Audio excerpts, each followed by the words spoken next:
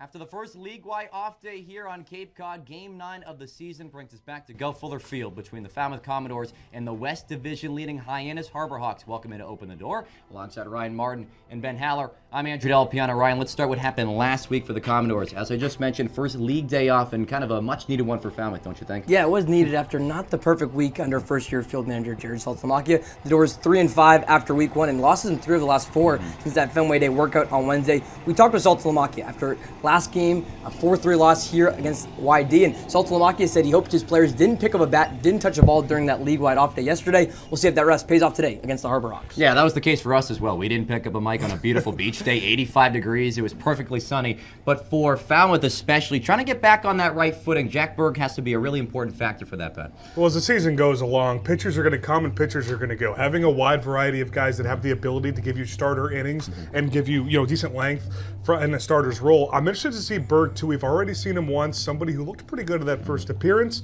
I think he's someone who can shock a lot of people. Yeah, he gets the start today for the Commodores, and a bat in the Harbor Hawks lineup that he's lucky he doesn't face is Chris Rembert, one of the hottest stars so far for the Harbor Hawks. Yeah, the Auburn Tiger and reigning freshman All-American there at Auburn. Ben just mentioned how pitchers come and go. Well, some of the best position players are now trying their hand at Team USA Baseball, which is where Rembert is. You see those stats right there. Second best average in the league, guys. 429 batting across 5 games. For Hyannis, it's going to be a lineup that's had a really good offense this season, but now no Rembert in there. Yeah, Falmouth trying to overcome a 2-game losing streak here at the Gov today between the Harbor Hawks and the Commodores. First pitch coming up in just a couple of moments after opening the door. Hi, I'm Jim Murray, owner of Falmouth's historic Clam Shack, now Jim's Clam Shack. Located on scenic Falmouth Harbor, Jim's Clam Shack is a destination for the best seafood and sunsets on the Cape. We're open 7 days a week, so stop by for lunch or join us for dinner on the rooftop deck. Bring the entire family to try our wide selection of seafood and kid-friendly option. We deliver the freshest products to your plates daily. Jim's Clam Shack, proud supporter of the Falmouth Commodores. Are you looking for that perfect pregame meal? Supreme Pizza has you covered. Its extensive menu has everything from pies and calzones to salads and subs. And with its online ordering system, delicious food is just one click away. It's an honor to support the Cape Cod Baseball League. Supreme Pizza is open every day of the week. Order online or stop by their store, located at 147 T-Ticket Highway, and try a slice today. Hi, I'm Grayson Sagne, right-handed pitcher from Texas. I'm a junior, and you're watching Commodores Baseball on Cape League TV. Let's go. Open the Door rolls on here from Gulf Fuller Field. Andrew Del Piano joined by Matthew Dallas from Wake Forest. Matt, you came out of the bullpen on Sunday. Your second summer here with Falmouth, really setting the tone here. How did you settle in so easy against the Red Sox? Yeah, I think the main thing is staying in shape during that week or two that I was at home. Then got here, got to work with the pitching coach, and it was just one of those days I had all my stuff going for me, so it was pretty good. And your transition from after your freshman year to now after your sophomore year, what's the biggest difference in you looking to get better as you get back to Demon Deacon Town? Yeah, no, I'm excited. I think just still going in on those little mechanical stuff, just like overall just the pitching game, like holding runners, like how I work in baseball, how I'm working counts, like just mixing it up because I'm totally different like pitcher now than I was going into Wake, like with the 2 arm slots. So just like able to, keep hitters off time and try to mix up different looks. And what ultimately brought you back here to Falmouth for summer number 2? I loved it. I loved it last summer. I mean, we have a great spot here in Falmouth, great town. Like, I know, I loved the guys last year, so I really wanted to be back and very happy that they let me come back. How's it been gelling with the guys so far here? Oh, I love it. All the guys get along really good, spend most nights with each other. Like, it's been awesome. I love it. Awesome. Thanks so much for the time, Matthew. Commodores and Harbor Hawks coming up after this. Introducing Open Cape, the local nonprofit internet service provider in this region. Open Cape's fast and reliable network is 100% fiber optic, providing affordable internet connectivity. To learn more, visit opencape.org and always speak with a live Open Cape representative. Open Cape, providing choice and competition for your home or business and the official internet provider of your Falmouth Commodores. We are Open Cape.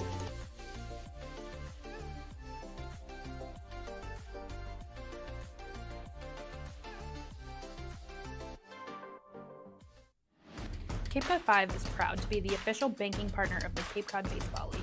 Cape Cod 5 offers a broad range of financial products and services tailored for every stage in your financial journey. Reach out to us. We're here to help. Here at the Mass State Lottery, we're known for our monster wins.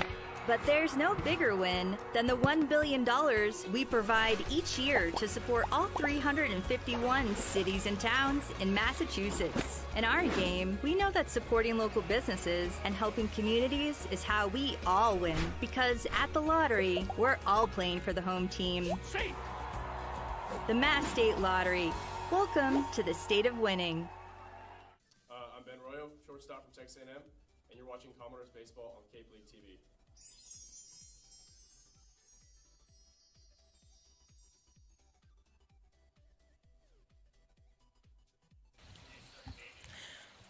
Well, hello there from infielder Ben Royo, and a hello to you from Gov Fuller Field at Arnie Allen Diamond. The Hyannis Harbor Hawks, the leaders in the West Division on Cape Cod, are here to take on the 3-5 Falmouth Commodores. But before we do, here on Atria Community Senior Center Night, we send it over to the Gov Fuller Field public address announcer, William Rosen, for our pregame festivities. William?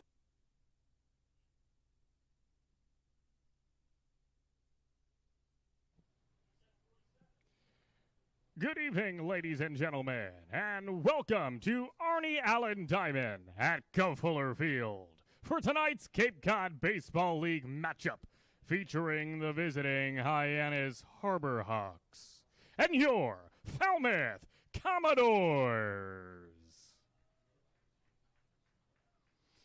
Now it's time to meet tonight's starting lineups. First for the visiting Hyannis Harbor Hawks. The manager of the Harbor Hawks is Mitch Carricker.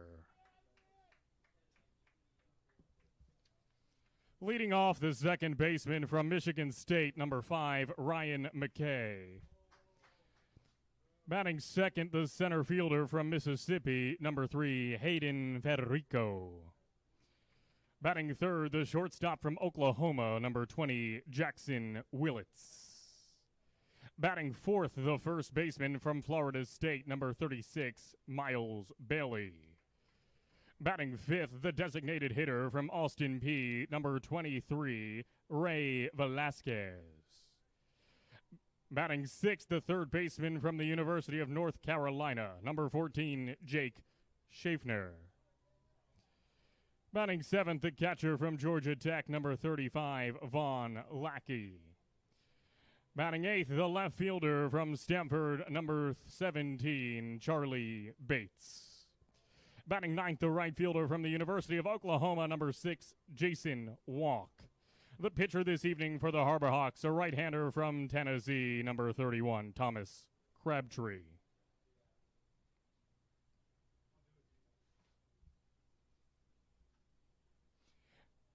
And now, it's time to meet your starting lineup for your Falmouth Commodores.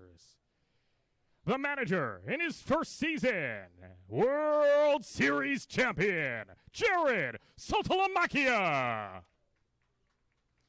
Leading off, the right fielder from the University of Maryland, number 2, Antonio Morales. Batting second, the center fielder, number 3, Micah New. Batting third, the designated hitter from USC, number 18, Adrian Lopez. Batting fourth, the third baseman from Alabama, number 7, Justin Osterhaus. Batting fifth, the first baseman from Georgia Tech, number 10, Kent Schmidt. Batting sixth, the left fielder from Stetson, number 9, Landon Moran. Batting seventh, the second baseman from Cal Berkeley, number 8, Carl Schmidt. Batting eighth, the catcher, number 20, Mark Quattrani. Batting ninth, the shortstop from the University of Tennessee, number 26, Chris Newstrom. The pitcher this evening for your Commodores, a left-handed pitcher, number 14, Jack Berg.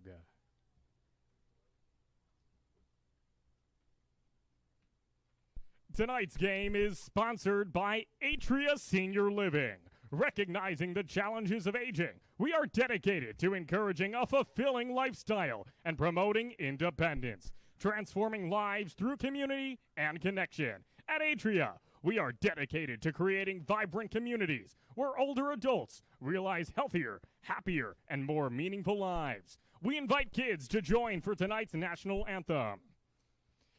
And now, ladies and gentlemen, we ask that if you're able to please rise and remove your hats as we honor America and those who protect our freedoms with the singing of our national anthem, sung by Pete Russell, a resident at Atria.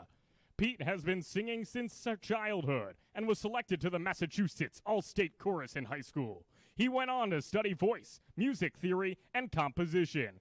Pete is a multi-instrumentalist who has performed professionally as a singer, drummer, trumpet, and harmonica player.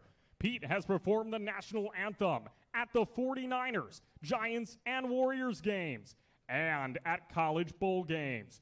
Pete is a songwriter and composer. He has produced numerous songs and has served as the musical director for theater and choral productions. Pete, whenever you're ready. Oh, say, can you see by the dawn's early light what so proudly we hailed at the twilight's last gleaming, whose broad stripes and bright stars through the perilous fight o'er the ramparts we watched were so gallantly streaming? And the rocket's red glare, the bombs bursting in air, gave proof through the night that our flag was still there. Oh, say, does that star-spangled banner yet wave o'er the land of the free and the home of the brave?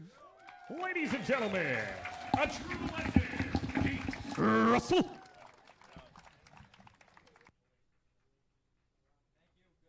And now it's time for tonight's ceremonial first pitch. Throwing out tonight's first pitch is Alwyn Dexter. Alwyn loves baseball. She's been a fan of the Cape Cod Baseball League for a long, long time and enjoys many games over the entirety of the year. Let's hear it for tonight's first pitch.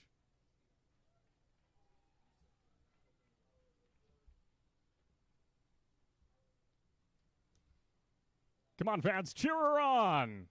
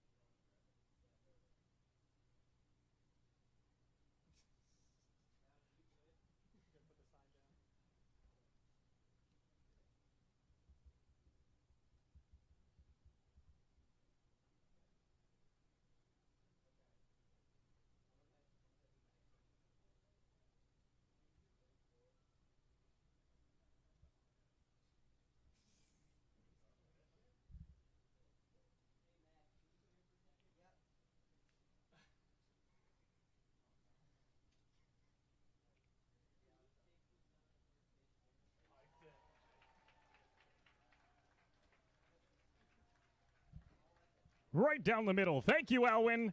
Once a Commodore fan, always a Commodore fan. And time out. It's time to play. What time is it? It's time to play. With Commodores after that great first pitch at Atria Community Senior Center night here at Gov Fuller Field. The Commodores back at home after the first league-wide off day yesterday, and Ryan Martin alongside Ben Haller here. And Ben, that was an off day that the Commodores could have certainly used after a 3-5 start to the season. Yeah, this is a very crucial point of the season for the Falmouth Commodores, too. And obviously, we looked at what happened last year. Only one team in the division doesn't make the playoffs. You don't want to be that team. That was the Commodores. A lot of that due to the slow start, a 2-8 start for Falmouth last year. You're at a point right now, sort of a danger zone. You've got some really good teams on the schedule coming up. You need to buy yourself a couple of wins here in this upcoming week. Going to Bourne tomorrow, 2 East or Western Division games in a row. Those are the most crucial. Yeah, that will be a crucial game tomorrow at Doran Park. Before that, though, it's this matchup against the Harbor Hawks, the West Division's leading team with a 5-2-1 record. And the pitcher who has to try to contest with this Hyannis team, it's going to be left-hander in the transfer portal, Jack Berg, making his second appearance on the summer. Yeah, we kind of talked about it on opening the door. You're at the point of the season where a lot of pitchers are going to come, a lot of them are going to go. You need so many different guys who have the ability to start games and give you, maybe at least 4 innings. I'm interested to see how long in the game Berg can do. Obviously, that first time through the lineup is going to determine a lot of how long he goes. You see that slab right there? It's from Berg's first and only appearance at Orleans last week when he went 2 innings, allowing just 1 hit, obviously no earned runs, and struck out those 4. And again, this is a Harbor Hawks team that leads the West Division because of a .261 team batting average. That's the best on Cape Cod so far through the first 8 games, and this is what their 1 through 9 will look like at Gov Fuller Field tonight, Ben. Yeah, the whole league has really struggled offensively, at making the adjustment to wooden bats. The Harbor Hawks, they really haven't. And I even think the Commodores are getting a little bit of a break with some of the Harbor Hawk bats that aren't in the lineup today. Still, though, that 2-3-4 Federico, Willits, Bailey, just so tough to navigate. A tough top of the lineup for Hyannis, managed by second-year field manager and Mitch Carricker. In his first year, he helped Hyannis win the West Division. That was a hot Hyannis team a year ago. And tonight, Ben, we have a hot one on Main Street right by Falmouth. You see the Osprey Nets again atop those light poles. They have to deal with 86-degree temperatures that even feels hotter than that. Yeah, it is. The whole country is really getting that heat wave, and we're starting to pick it up a little bit here on the Cape as well. I think it was nice yesterday, too, for them to get that off day because that was a pretty hot one as well. Weather will dip down this weekend, but this midweek heat is no joke. Heat looks like it will continue into the week. Again, we mentioned Falmouth will be at Bourne for the first matchup with the Bravos tomorrow, but we'll look to improve their record by 1 more win starting tonight against Hyannis. Berg works exclusively from the stretch, and the first pitch is off at 5:58 p.m. here from Gov Fuller Field. It's the Michigan State second baseman, Ryan McKay, for a strike. I've loved the first pitch times here at Falmouth. We're getting them down early. I think it's a whole league thing. It's been making pretty good time. Credit to everyone with the Commodores organization. They move quickly and efficiently for the pregame festivities. Again, Atria Community Senior Center night for Game 9 of the season at Gov Fuller Field. Starts off with the rising junior and Ryan McKay. Second strike to the All-Big Ten second team selection with the Spartans. He was the only Michigan State position player to bat over 300 or to make an All-Big Ten team during a season in which the Spartans went just 1 game over 500 in Big Ten play. 1-2 to McKay. Skied into the air, into the still up sun, into left center field, where the left fielder and Landon Moran pulls down to out number 1 in this game. Yeah, we've talked about it so much, but look at the Falmouth defense too, that you're starting to see a more consistent lineup. Look at obviously not a big part of the defensive alignment, but Adrian Lopez back in the lineup as the DH today. Mike Anu has been so solid on both sides of the ball, though. It's hard not to highlight him.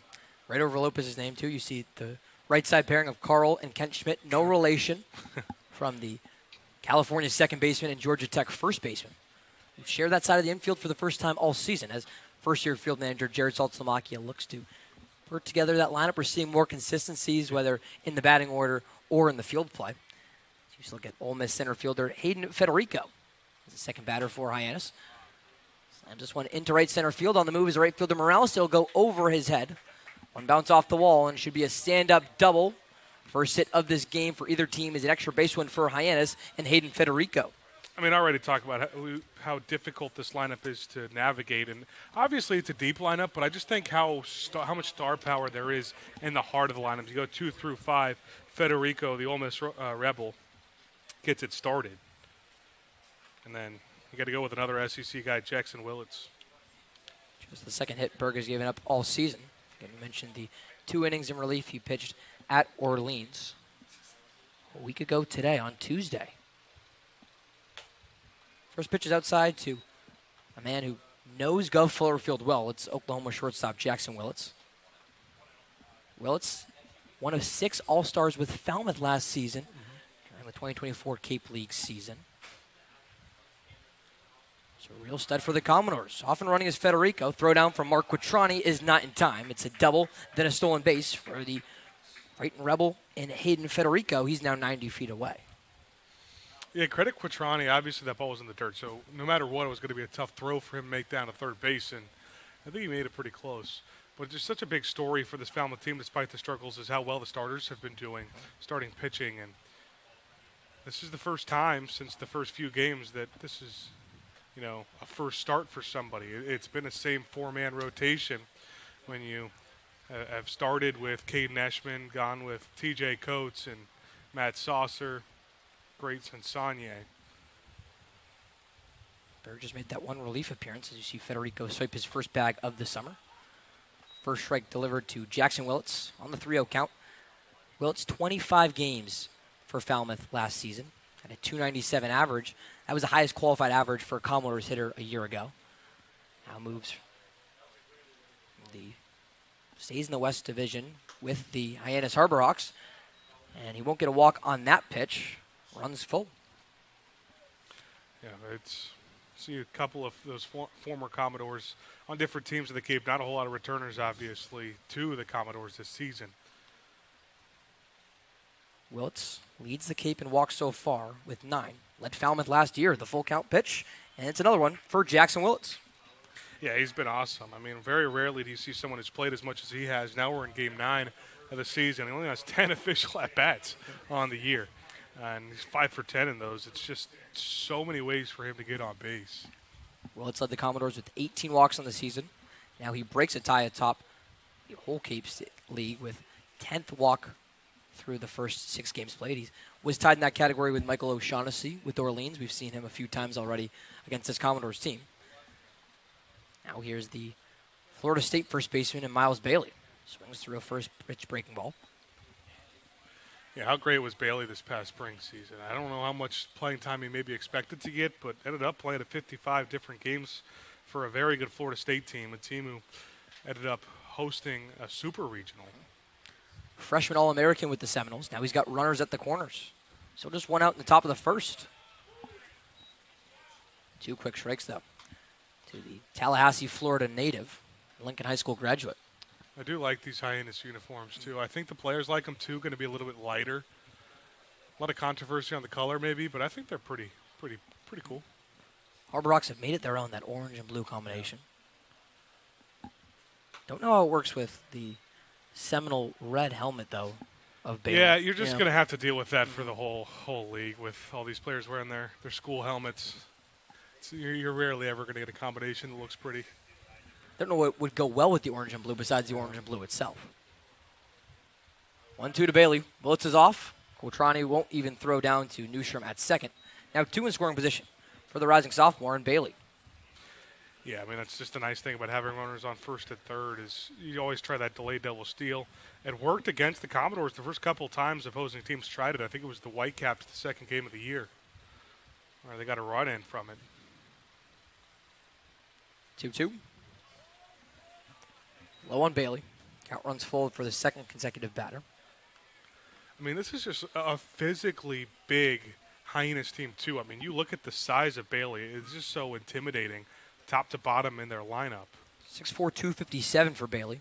Now sees the infield in with the double play out of order.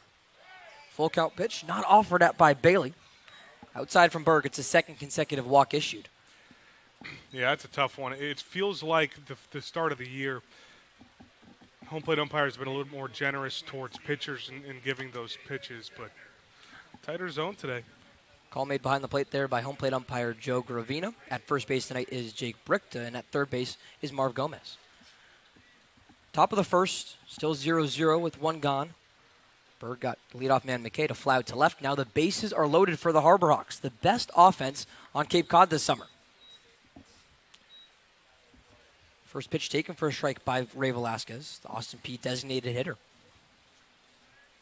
Berg has that 3-pitch mix you've seen so far already. heavy fastball doses with a slider and a changeup.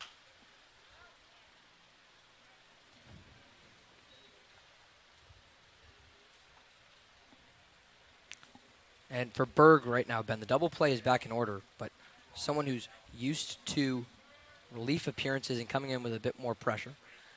And Berg just made 5 appearances for Arizona this past season, 3 of the bullpen.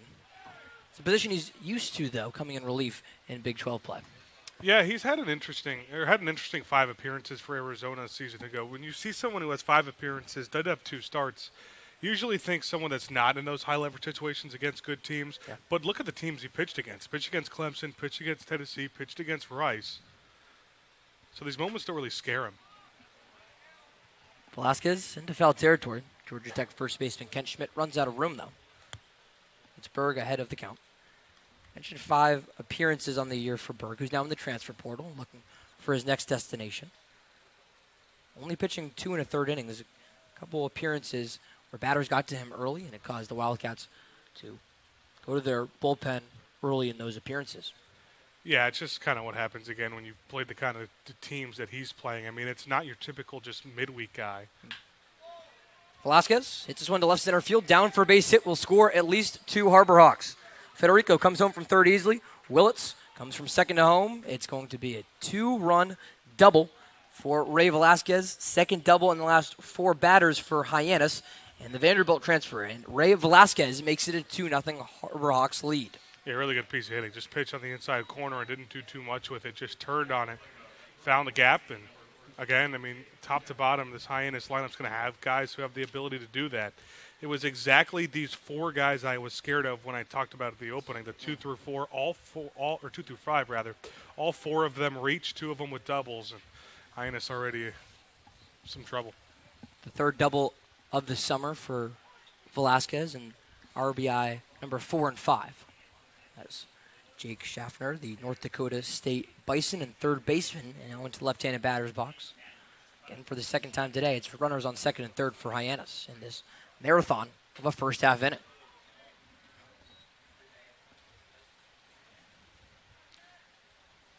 Schaffner, the rising junior in the Summit League with North Dakota State, native of Janesville, Wisconsin. A great season with the Bison. Now getting ready for his junior campaign. That's the mix you'll see on Cape Cod as well. You talked a lot about Mike Anu now in the transfer portal after coming over from Marshall, but some of these smaller name school guys will really be the ones who make the biggest impact on the Cape. Yeah, I think a lot of it too is those are the guys who obviously got a lot of playing time and started a lot of games and were hot. Maybe to end the season for those teams too. So I think that plays a really big part of it. Other part is sometimes they feel like they just have more to prove. Infield then, again, against Schaffner. You mentioned 55 appearances this season for North Dakota State. Still maintained a .367 batting average. That led the Bison. Yeah. So far on Cape Cod, 6 hits and 15 at-bats. One offer at that slider for Berg.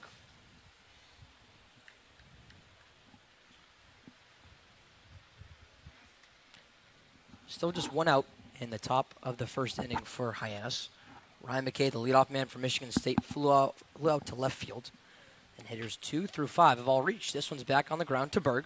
Underhand throw to Schmidt at first. And finally, it's the second out in the top of the first for Falmouth. He good instincts off the mound too, and obviously, unfortunately, you don't have a double play ball there, but good job by Berg looking the runner back to third base.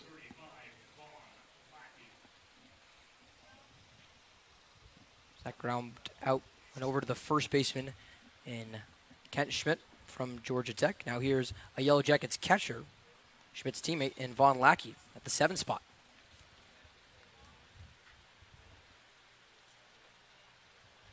Pitch gets away from Quattrani, but not close enough for Miles Bailey to think about going from third to home. Bailey off of third base. Ray Velasquez off of second base after that 2 RBI double a couple batters ago. That's how we get to Vaughn Lackey, the catcher from Suwanee, Georgia, in the rising junior.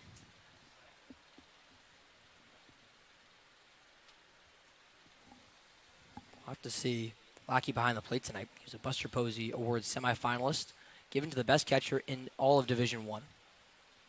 No other Power 4 catcher had as many hits as Lackey did with 41.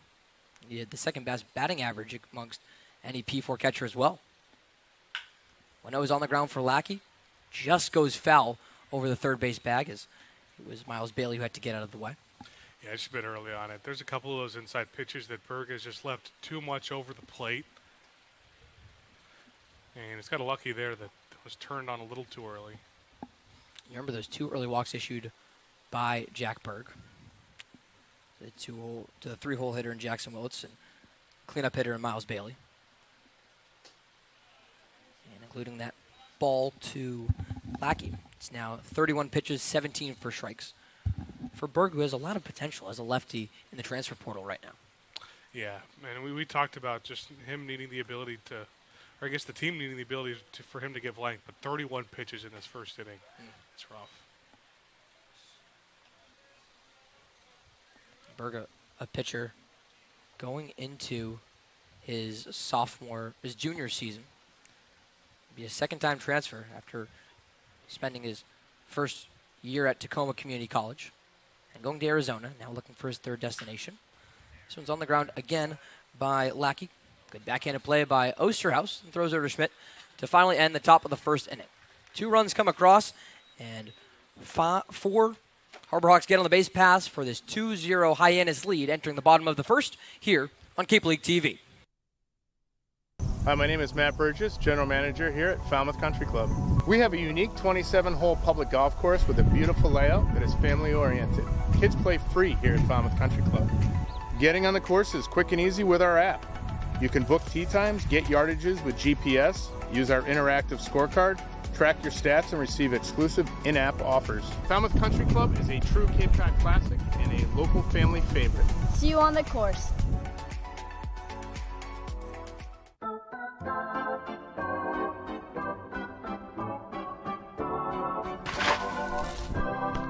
You'll always be safe at home with the Diana Lucevero Group at Compass Real Estate.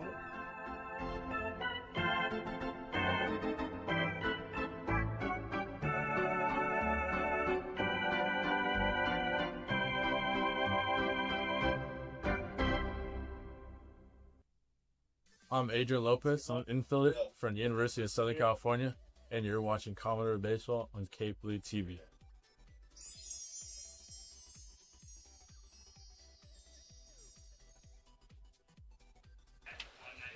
On behalf of the Cape Cod Baseball League, we'd like to thank the following league partners for their continued support.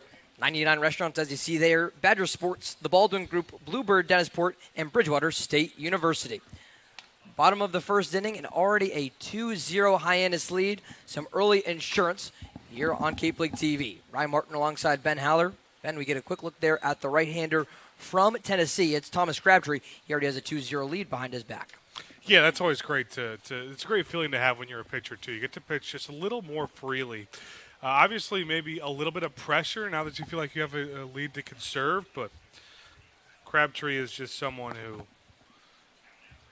has obviously, played at a very good school like Tennessee, and someone who actually pitched against some pretty good arms. I mean, he was not somebody who was parked on the bench all year, kind of used as a midweek guy, couple of starts, mostly midweek appearances. So Crabtree, the rising junior from Tennessee, has to contest a Maryland lineup that looks, a Falmouth lineup that looks like this, starting with the Maryland right fielder in Antonio Morales. He steps into the left-handed batter's box. After him, it's Micah New, Adrian Lopez, cleanup hitter Justin Osterhaus, 5 through 7, read Kent Schmidt, Landon Moran, Carl Schmidt, and then your last 2 hitters, it's Mark Quattroni, the transfer portal catcher, and Chris Newstrom, who is Crabtree's teammate at Tennessee. He's playing short, and then the 9-hole today. 2-0 Hyannis. First pitch strike to Morales. Second pitch goes upstairs for Morales. 1 ball, 1 strike to the leadoff man with Falmouth. The newest Maryland Terrapin outfielder. Terps just claimed another portal addition, and Virginia catcher Jake Sirios. So the Cavalier turned Terp will join Morales in College Park next spring.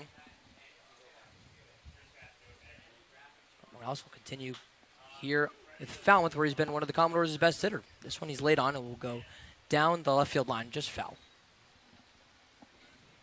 Yeah, you started to see Saltalamacchia experiment with him in different spots in the lineup, too. Obviously, a stereotypical leadoff guy, somebody who's got more base hits than anyone on this Falmouth team, but still no home runs or RBI on the year. Speaking of that consistency, that's what Morales has been all summer thus far for Falmouth. His 9th game played, 8th game started, both most for a door this season. 2-2 runs upstairs on Morales. The Norfolk, Massachusetts native and Roxbury Latin High School graduate. Started his career at Wake Forest. Spent 2 years there with the Demon Deacons. And now a full count walk to the rising junior. Obviously, in a first inning for Falmouth that didn't go the way they wanted, but Jack Berg was able to limit some damage. I mean, this game is not one that's out of reach by any means, especially with Falmouth's ability to slug. Weather a little warmer today. Ball's going to start flying further the more the weather heats up. Still a hot one here, and a hot bat for the Doors this season has been the center fielder, Mike Anu. Team leading 3 homers for the former Marshall Hurd outfielder. You got to look at that defensive alignment that's been great so far this season. A 5-2-1 start for Hyannis. An outfield that just has a ton of speed, especially when you have Hayden Federico in your center field. Mentioned Federico. We've already talked about the catcher and Von Lackey from Georgia Tech. Something that second-year field manager Mitch Carricker really takes pride in when putting together this Hyannis team is a combination of good at-bats, but also a defense which proved to be one of the best on Cape Cod last summer. Yeah, and they obviously have a little bit of help from the fact that their pitching staff's been great this year, too. 1-1 to New, runs outside for Crabtree. Making his Cape League debut after 12 games played, 2 started for the Volunteers this past season. His first year in Knoxville, after transferring over from Pearl River Community College in Poplarville, Mississippi. Actually talked with Pearl River Community College coach Michael Avalon for a story on Now Texas Tech first baseman Hollis Porter, and that is a powerhouse program there in Poplarville with the Wildcats of Pearl River. I mean, yeah, it kind of goes without saying that the culture around JUCO baseball is really different than any other sport. And just kind of how much talent goes there and how many guys in MLB or guys in MLB played at the JUCO level at some point. But it does feel like it's those same, 10 or 11 schools where all the talent is. And Pearl River is one of those schools you'll hear a lot. That team 2 years ago had this right-handed pitcher in Thomas Crabtree. Hollis Porter, as mentioned, and starting Alabama right fielder and Bryce Fowler.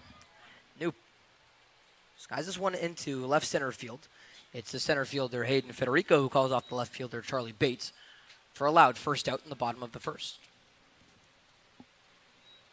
It's a very sunny day, too. Maybe the sunniest one we've had, so look for that to maybe make an impact. Shade slowly creeping onto the left side of the field at Gov Fuller Field. That's what happens in this late June, early July heat. We'll probably have that sun up until midway through the 5th into the 6th inning here tonight from Falmouth. It's a good sign to have the sun back. It's a good sign to see Adrian Lopez back into the right-handed batter's box. His first appearance since the home opener on Tuesday against Brewster.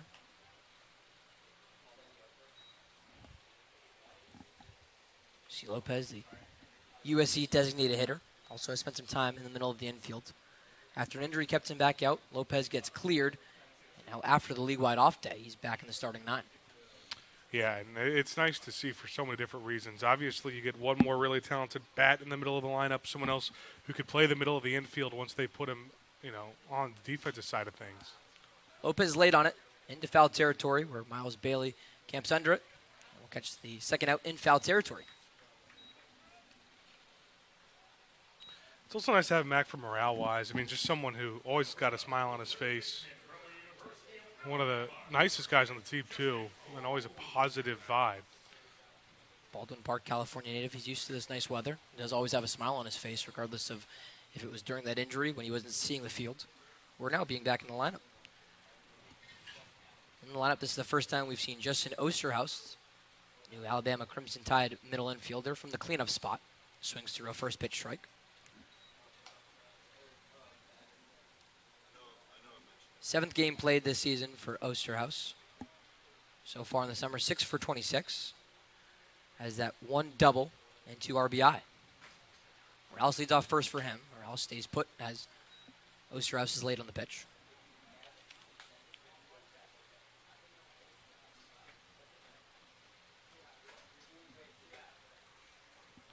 Morales has speed on first that we've seen already sometimes this season when getting on as the leadoff man for Jared Saltzlamakia. Now Osterhaus looks to extend the bottom of the first with Hyannis already up 2-0.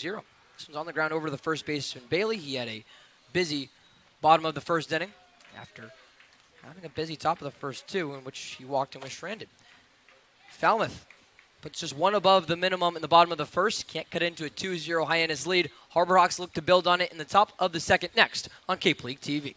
Hi, I'm Jim Murray, owner of Falmouth's historic clam shack, now Jim's Clam Shack. Located on scenic Falmouth Harbor, Jim's Clam Shack is a destination for the best seafood and sunsets on the Cape. We're open 7 days a week, so stop by for lunch or join us for dinner on the rooftop deck. Bring the entire family to try our wide selection of seafood and kid-friendly option. We deliver the freshest products to your plates daily. Jim's Clam Shack, proud supporter of the Falmouth Commodores.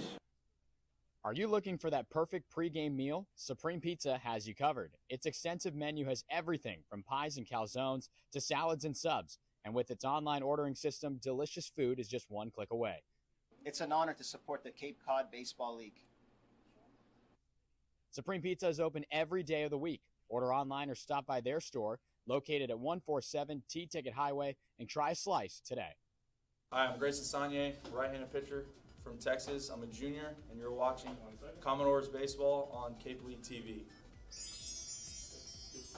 Let's go.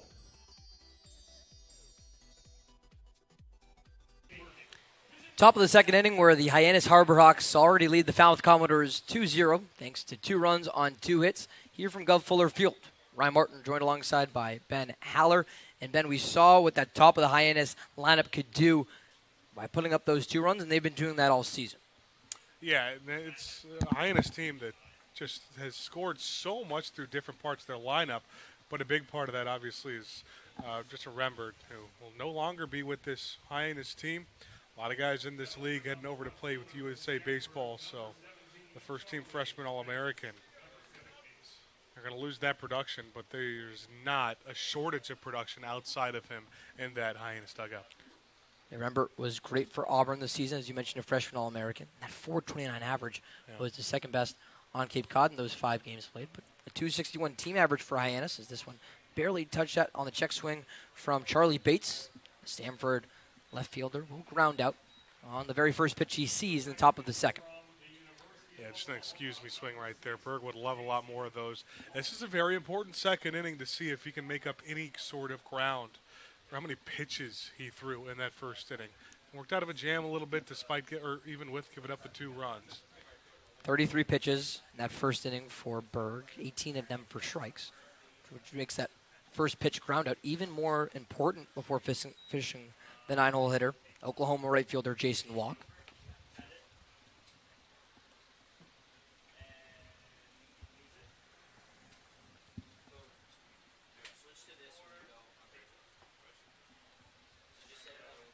Walk watches. Second pitch. That goes low. Rising sophomore switch hitter from Ackworth, Georgia. One of the younger players on Hyannis. Just turned 20 in February. Yeah, and obviously some control issues for Berg. It was the breaking ball that got hit a couple of times, both for doubles that he left on the inner part of the plate. So I'd like to see him work it outside a little bit more. More towards the corner of the zone. 2-1 to Walk, finds its way into the zone. Sooner outfielder who played in 59 games this past season in Norman. Started 58 of them. I think for the last name of Walk, gets a base on balls pretty often. It was the fourth most on Oklahoma team last year. 35 walks for Walk, and now he's one pitch away from doing so in his first plate appearance tonight against Falmouth. It's one of those names that's great for a baseball player if he's a hitter, obviously not if he's a pitcher. And like reminiscent of Homer Bailey as a pitcher. 35 walks last season were just 4 fewer than the third-ranking Sooner. And it is Walk's Hyannis teammate in Jackson Willits. And just like Willits did in his first plate appearance, it's Jason Walk on with the walk.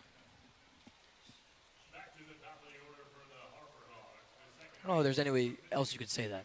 Walk, walks, it's just too easy. It's something like that. I thought he might have hit on that pitch too, but obviously nonetheless doesn't matter with a 3-ball count. It's more fun if we say it was a walk too. Right. We'll get official confirmation on that. Would go down just his second walk in his 4th game played this year with Hyannis. Back to the top of the lineup with Ryan McKay, but first to throw over to Walk at first. McKay flew out to left field in his first plate appearance last inning. But that first out in the leadoff man started a streak of 4 consecutive Harbor Hawks getting on. Walk on the move, throw down from Quattrani is just late and takes Newstrom off the bag. Another Harbor Hawk into scoring position with 1 gone in an inning. It's the second straight time that's happened to lead this one off. Yeah, it's not just Hyannis, it's not just Falmouth, but a lot of teams in this league have had a lot of success swiping bags early in this year. Catchers, I think, just taking some time to get adjusted with their new pitchers and learning the rhythm and the pace of their pitchers as well. Also just have some really fast runners in the league.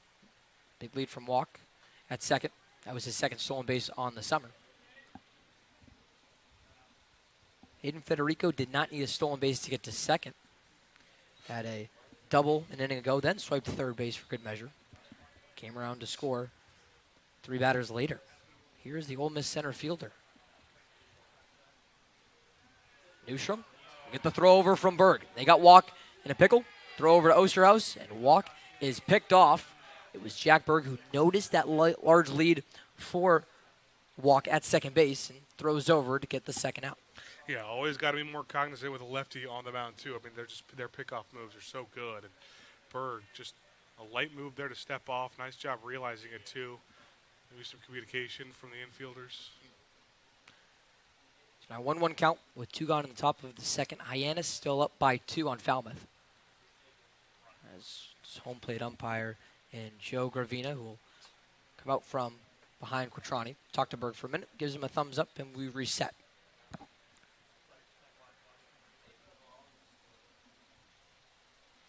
Federico, the rising sophomore at Ole Miss from. Check that one more time. It's still Ryan McKay at the dish. Okay, fishes through a second pitch strike. Okay, choosing to stay home and play for the Michigan State Spartans. Yeah. Clarkstown, Michigan native. It's a Michigan State program that is built with really good offense, really good bats. I mean, we talk about a lot of guys with the Big Ten. Not great offense in that one, but Jack Berg picks up his first strikeout in this game. Took some action on the base pass, but facing the minimum is Jack Berg in the top of the second. Still 2-0 Hyannis when we return on Cape League TV. We'll talk to you in the bottom of the second.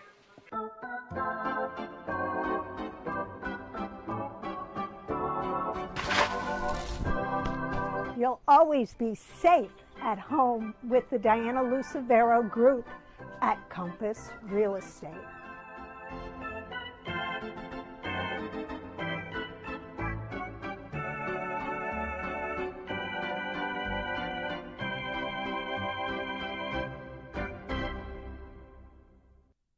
There hasn't been a ton of training when it comes to bat speed or products for players to be able to train bat speed.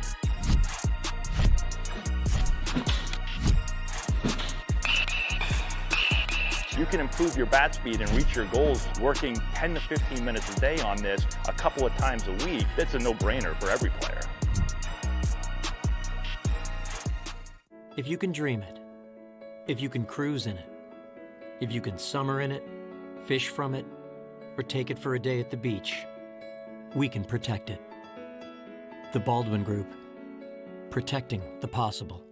What's up? I'm Kent Schmidt, first base from Georgia Tech, and you're watching Cape League TV.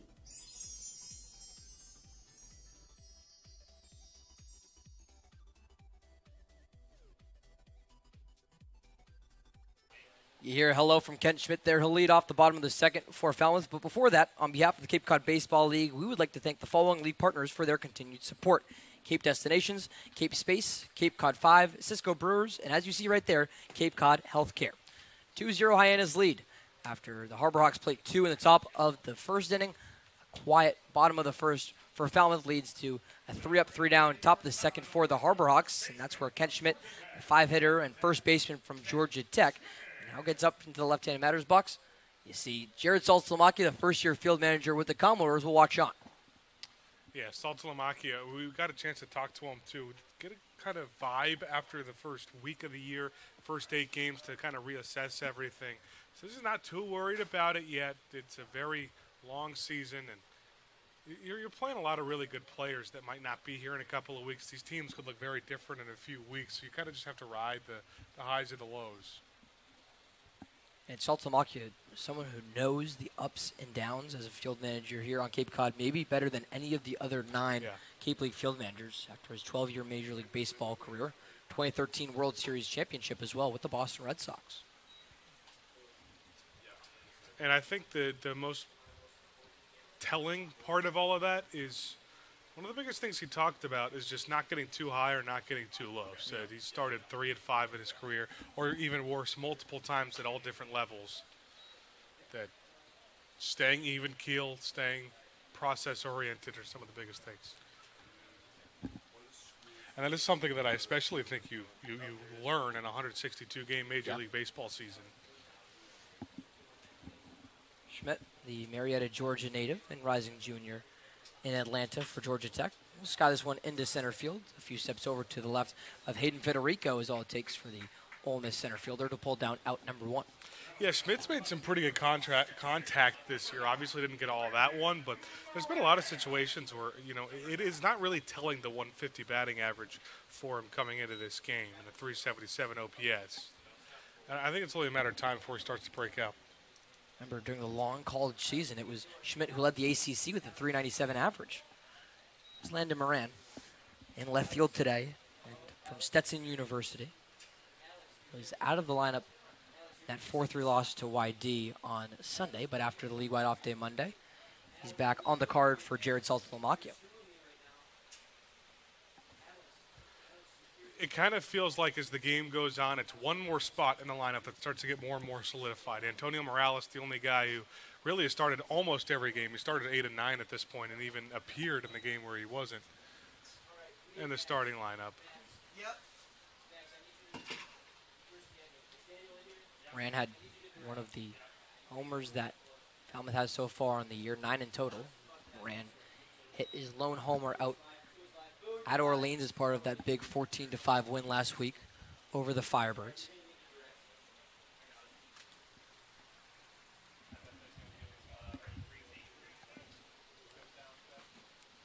A 2-2 count to the Stetson Hatter and rising senior in Moran. It'll be a backwards K against Moran and the first strikeout on the day for Thomas Crabtree. Good-looking pitch from Crabtree. He's not overpowering these Falmouth hitters by any means, but look at him in good spots and just forcing weak contact. It's also, when you talk about forcing weak contact, a lot of times it's keeping it down in the zone, getting a lot of ground outs, but... Change up from Crabtree, slow down to 82 miles an hour, right inside on the lefty swing Moran. Goes back to the changeup, 80 miles an hour. Now for the righty second baseman, Carl Schmidt. Yeah, that's a really good pitch. It just drops off the table there from Crabtree. Just thought it was a little too high on this one. 1-0 to the Cal Bear. He's fouled over the first base line. Will be Carl Schmidt, who loses the bat in the process. Schmidt, the rising redshirt sophomore at Cal. Spent his first year in the ACC after coming over from Texas A&M. He's excited to be back home, the Petula, California native. Yeah. Who's now on Cape Cod. One of his biggest goals is to have more positional versatility once they leave Falmouth. That's what we're seeing tonight, his first appearance at second base. Yeah, really strictly played the outfield at Cal last season and said he wanted to get to play all different kinds of infield positions. We've seen more starts at third for him than anything else. His first start at second base today, too, to show, he can try to be that true utility guy. There's an over to his defensive counterpart at second with Ryan McKay. Throw over to Bailey at first. And it's 3 up, 3 down for Falmouth. After a quiet bottom of the first, turns into a quiet bottom of the second. Hyannis looks to build on a 2-0 lead, entering the top of the third here from Gov Fuller Field on Cape League TV.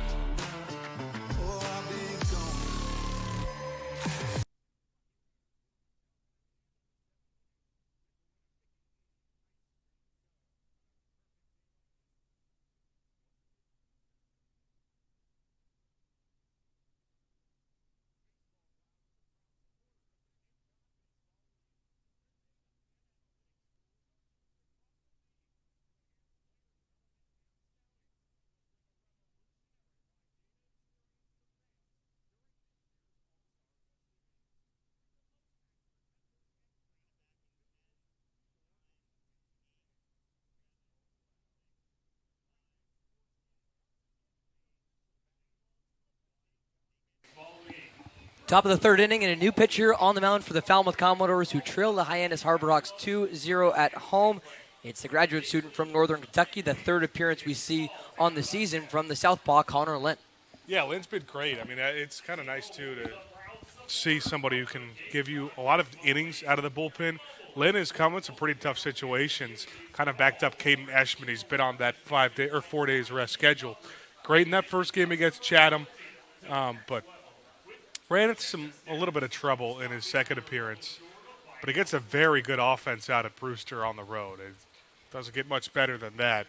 And if it does, Hyannis is up there too. So chance to bounce back against a similar caliber lineup.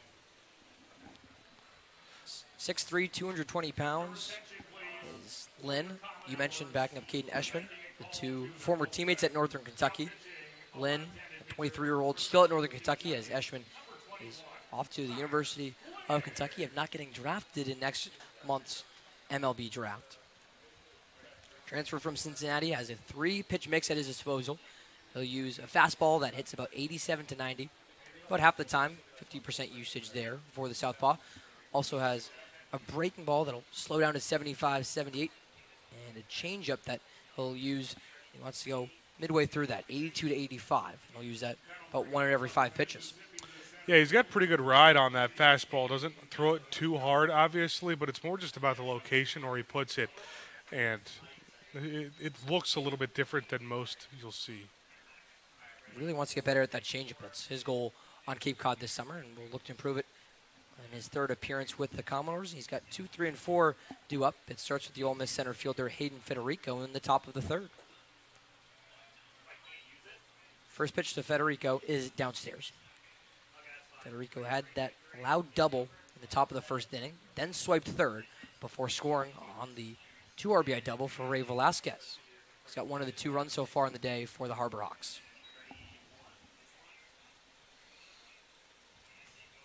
Yeah, Lynn's just a bulldog. I mean, you talk about just a 3-pitch mix, a fastball that sits at 90 miles an hour, but one of the things that kind of stands out on the page to me is he got into a little bit of trouble in both of his first appearances, but he's able to work out of it. He's not someone who's scared of the moment. That was one of the first questions we had for him after the great appearance against Chatham on opening day this year. It's just that he didn't look too much into the batters that he's facing. You know, it's a little bit better than an average Horizon League hitter. But that didn't faze him all too much. Member of that Norse team, has Big 12 experience after playing at Cincinnati.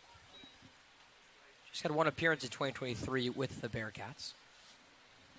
Now again, talk about all the different storylines and angles that players come to Cape Cod with. Here's an older guy, 23 years old.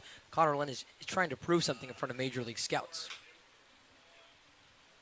Yeah, like you said, one of the older guys on the team. I think, too, it helps your team off the field a little bit as well. I mean, you obviously get this is the best talent in all of college baseball of any summer league here. But I think a lot of them are younger compared to some of the other leagues because these kind of caliber of players are the ones that are going to get drafted. So I think having those rare older guys like that to kind of lead the way and be someone who's played a lot of different college baseball. He's at Northern Kentucky now, but he played in the Big 12 Conference with Cincinnati. Full count pitch to Federico.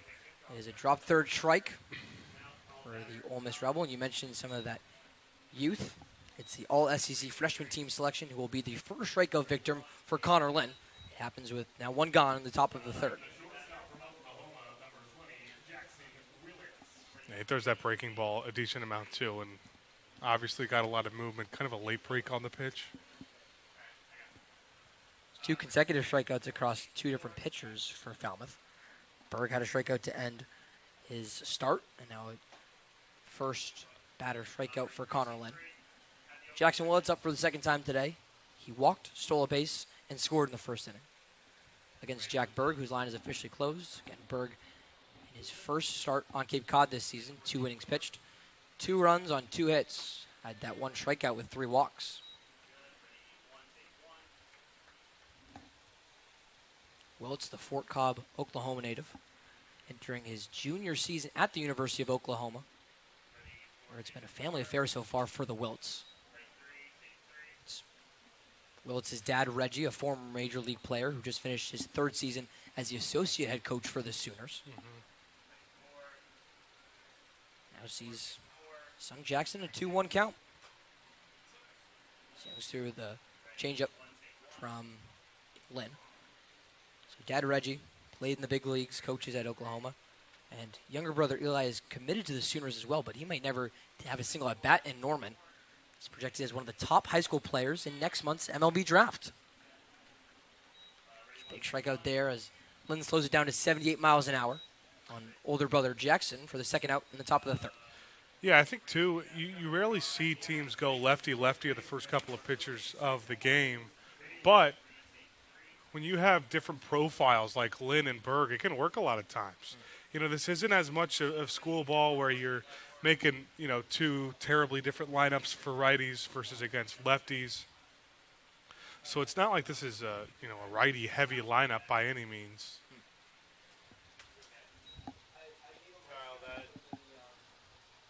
Ball gets away from Quattrani, but no one on the base pass. Still after 2 straight strikeouts to start this appearance for Northern Kentucky graduate student in Connor Lynn. Here's Miles Bailey, Florida State first baseman who's been busy in the field. See strike 1.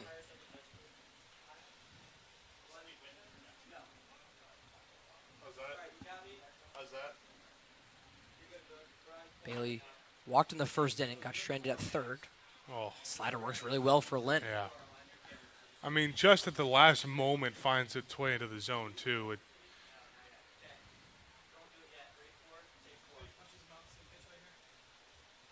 Lynn looks to strike out the side. The 1-2. Just gets away on the slider, which slows down to 79 miles an hour. Yeah, try to give Velasquez the chase on a same exact pitch, a little low and outside, buried it too much. But I've been impressed with the Lynn's ability to put hitters away. They're busy. First 2 innings. Lynn looks to get out of it in a row. Bailey stays alive, just late on the slider again.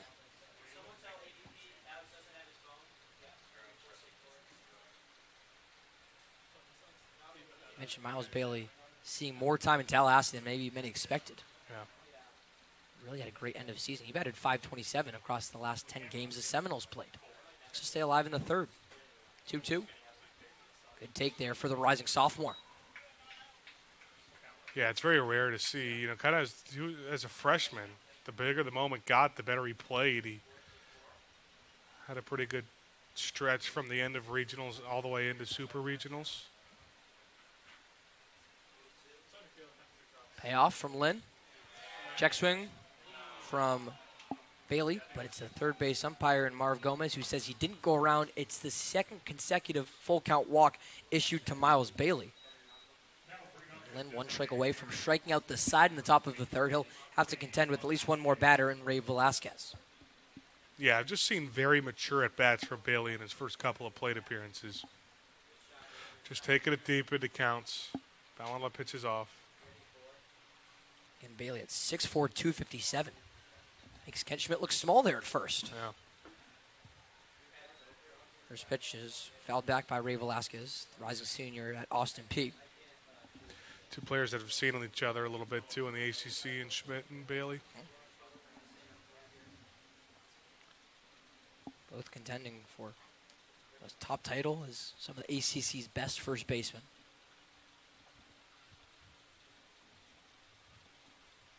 A 1 to Velasquez.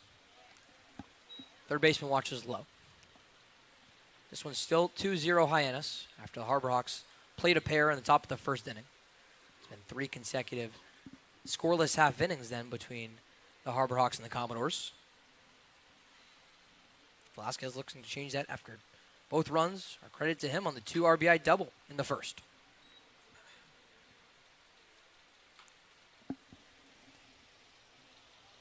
Velasquez, too, another local product from Lowell, Massachusetts. You think Massachusetts? It's like, oh, could be right by Cape Cod.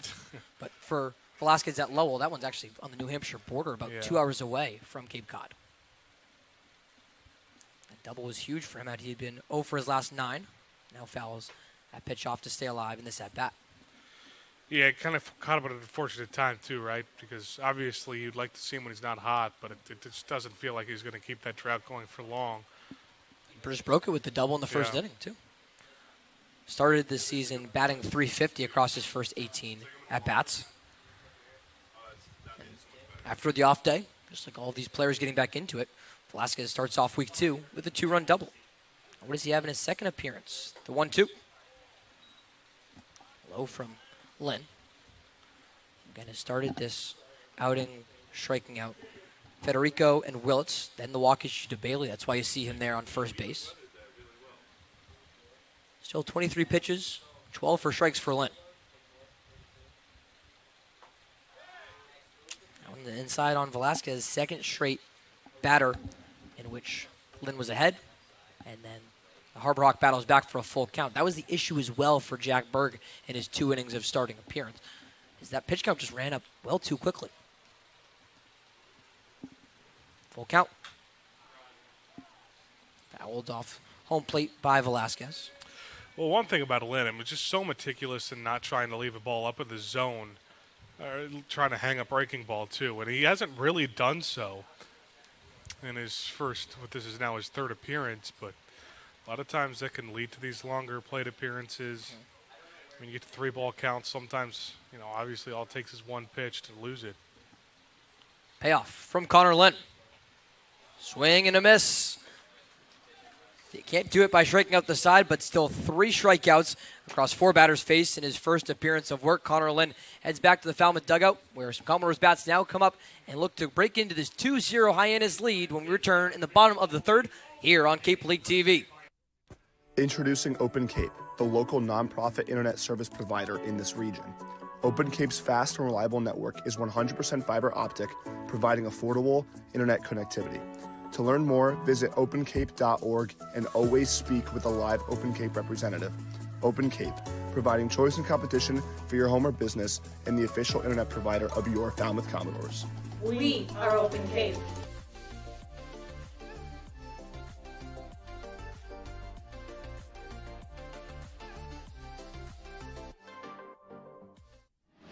Cape Cod 5 is proud to be the official banking partner of the Cape Cod Baseball League. Cape Cod 5 offers a broad range of financial products and services tailored for every stage in your financial journey. Reach out to us. We're here to help.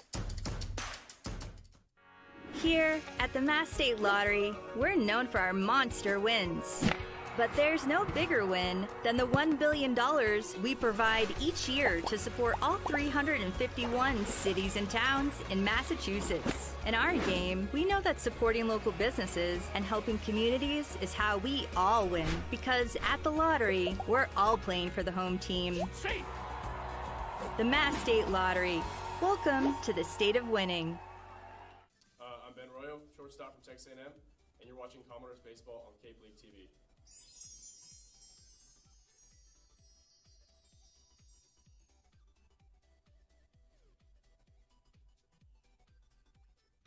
On behalf of the Cape Cod Baseball League, we'd like to thank the following league partners for their continued support. That company right there in Franklin Sports, Hampton Inn, Highline Cruises, Jersey Mike's, Kinlan Grover Compass, and Massachusetts State Lottery. Bottom of the third inning, which means it's now time for some Doors trivia. Here's tonight's question. You see right there, when was that Hyannis' team's name prior to becoming the Harbor Hawks in 2010? Was it A, Heat, B, Sharks, C, Mets, or D, Lobsters? You have to play around with us by tweeting your answer and including the hashtag Doors Trivia. Stay tuned for the answer in the top of the fourth inning, where it might be Falmouth who can break into this 2-0 Hyannis lead. Ben, before we get away from that question, your thoughts on the answer? See, I know the answer, so I'm not. I know the answer, too. We do our homework. Dan Papillo, our producer, has been great so far with Doors Trivia. Fortunately, that one's a simple one that we can know from. Well, yeah. I mean, obviously, we've had to prep a lot for this, so, maybe the fans not as knowledgeable. We get to prep a lot. This is Cape Cod League Baseball and a Hyannis team that's very historic. We'll tell you what our thoughts are in the bottom of the fourth, but what a great catch at third by Jake Schaffner. We're talking about Doors Trivia. And the Harbor Hawks third baseman says, hold on, we got a game going on right now, and robs Mark Quattroni of the Commodores' first hit in this game. Yeah, that's about as high as you can hit it with the ability to Schaffner to go up and get it. I mean, timed it perfectly, too. That's just an instinct thing. No time to think about it. Ball's hit above your head. You go up in the air. He's got some athleticism. The North Dakota State third baseman Schaffner made himself as big as a bison to go up and get that one at third base off the bat of Quattroni at 98 miles an hour. After the transfer portal catcher Quattroni, here's the 9-hole hitter and Tennessee shortstop in Chris Newstrom.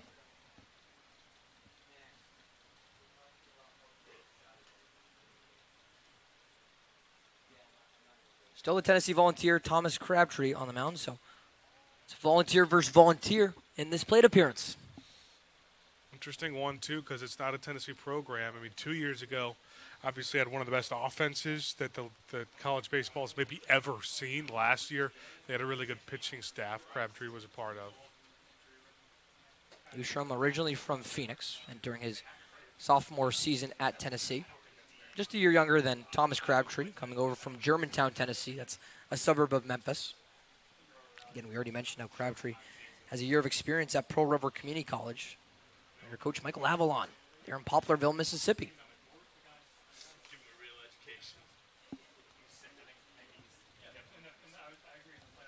Battle between Crabtree and Newstrom. You got to think Volunteer head coach Tony Vitello is watching. With a bit of a smile on his face. Two of his guys on Cape Cod. Hitters count to Newstrom. Swings through an 89-mile-an-hour fastball.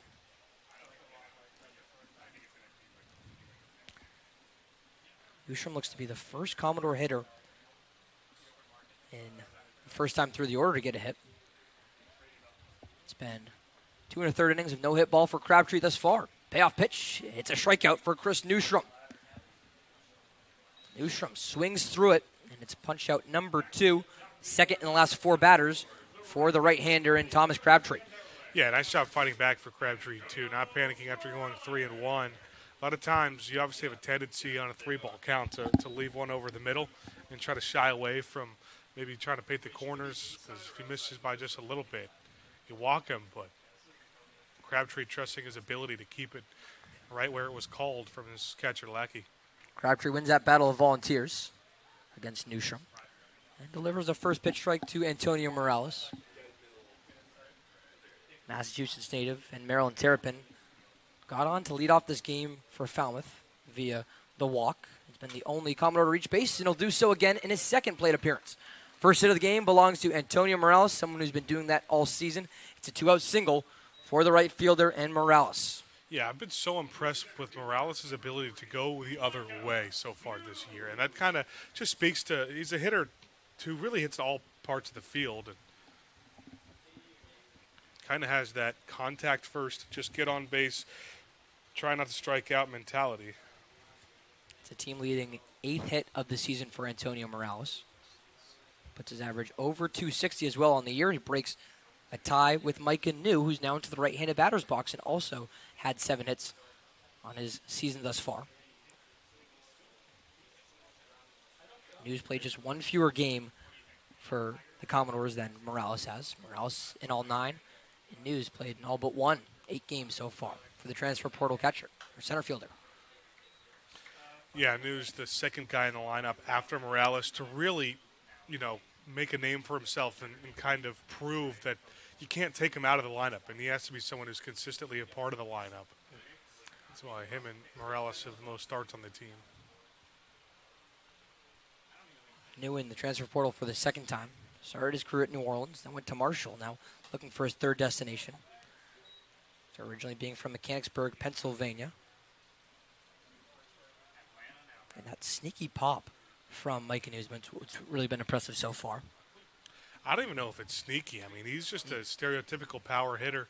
The sneaky part about it, you don't see it a whole lot from center fielders, and that's what makes him so valuable and such a valuable piece in the portal.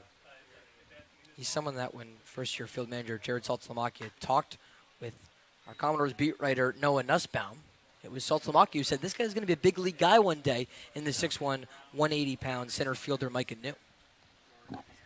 Yeah, I think he's got all the tools. And I know that's such a cliche, but it almost feels like a prerequisite for the MLB draft. New flow to his defensive counterpart, Hayden Federico, in the first inning. So working on an 0-for-1 line. 2 gone in the bottom of the third. Crabtree looks to get out of it. Morales on the move. Check swing. Throw down from the catcher and Lackey. Goes on the wrong side of the bag. It's a stolen base for Morales. The count runs full. Yeah, good jump from Lackey, or good time from Lackey, but obviously just a bad throw. Morales had a very good jump. Should we mention that sneaky speed for Morales? It's his third stolen base of the season in 9 games played. 34 games played for Wake Forest this past season. He only had a pair. Now Morales in scoring position. Full count with 2 gone for Micah New. And it's a full count walk for the transfer portal center fielder. New's on for the first time today, and after 1 through 9 get on just once on a walk for Antonio Morales. The lineup card flips over. And first 2 batters to get plate appearance in the second time. It's a single for Morales and a walk for Micah New. That's what causes second-year field manager Mitch Carricker to come over and talk with his righty, Thomas Crabtree. Yeah, we've talked about it a lot. I mean, runner's scoring position has been such a big issue for Falmouth as Hyannis goes to the pen. Do you have a new Harbor Rocks pitcher emerging from the away team bullpen down the left field line? We'll introduce him with 2 gone in the bottom of the third inning. Commodores trailing by 2, but threatening here on Cape League TV.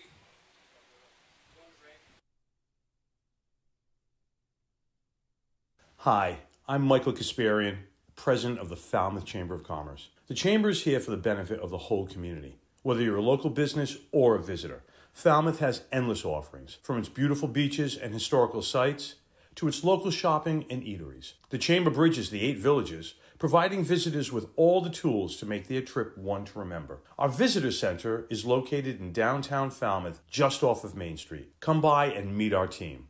The Falmouth Chamber of Commerce, your community connection.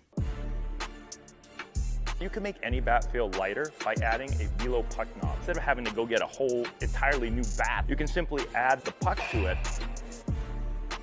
Players can use this with any bat. It's basically going to shift the weight of the bat a little bit more towards the hands. Players are able to hit the ball a lot harder just by simply adding the puck on.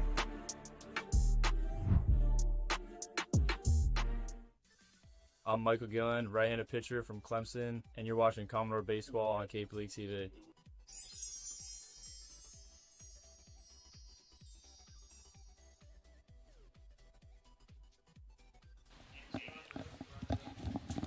Two 2-0 Hyannis lead, but the Harbor Hawks will now go to a second pitcher utilized with 2 on base for Falmouth. 2 gone in the bottom of the third inning. We'll introduce Santi Garcia. Yeah, Garcia used kind of just as that low leverage guy, not someone who's going to go deep into a game, which is why it's interesting to see if maybe he could give him a little more distance, just 2 2/3 at his 2 appearances. And it's not like he ran into any trouble at all. Hasn't given up a run yet. He's got a win to his name with 5 strikeouts. Garcia, left-hander from Las Cruz, New Mexico. Was previously at Central Arizona Community College, as you see there, but just wrapped up his first season with the Oregon Ducks. So we'll go from an SEC arm in Crabtree to a Big Ten southpaw in Garcia. Yeah, that's what you see more often, going righty to a lefty, unlike Falmouth's got 2 lefties into the game. Haven't seen a big difference in splits, but you could definitely tell he wanted Garcia for a little bit later with Lopez being a righty. So the first 2 batters for Falmouth in the bottom of the 3rd inning, both retired. Lineup card flips over, then it's a single for Antonio Morales and a walk for Micah New. That's how those 2 base runners are on for Adrian Lopez in his 2nd plate appearance and first game since the home opener to Brewster last week. First pitch low on the USC designated hitter Lopez. Doesn't get too far away from the backstop and Von Lackey. A lot of speed on the base pass right now, too, with New at first and Morales at second. That's why you build the lineup that way. Almost feels like, 3 of the guys they have in the top 4 of the lineup every single time is these 2, and then also Justin Osterhaus. You have so many options. And today, Lopez hitting 3rd. The middle infield has got a lot of speed, despite it's got a nice size, too. Small sample size for Lopez, just his 3rd game played. But again, one of the most happy-go-lucky players on this Commodores team. Good to see him back in the card. After missing some games with injury, he's been all cleared. Swings through a strike, and the Trojan down 1-2. I really think, too, once he starts to figure it out at the plate, and obviously it's only his 2nd game here, he's really going to be one of Falmouth's favorite players, Falmouth fans' favorite players. Popped up in foul territory to the first baseman, Miles Bailey. Looks to avoid a strikeout to end the 3rd. Upstairs on Lopez. Again, you mentioned the small sample size for the Baldwin Park, California native, Long Beach State transfer.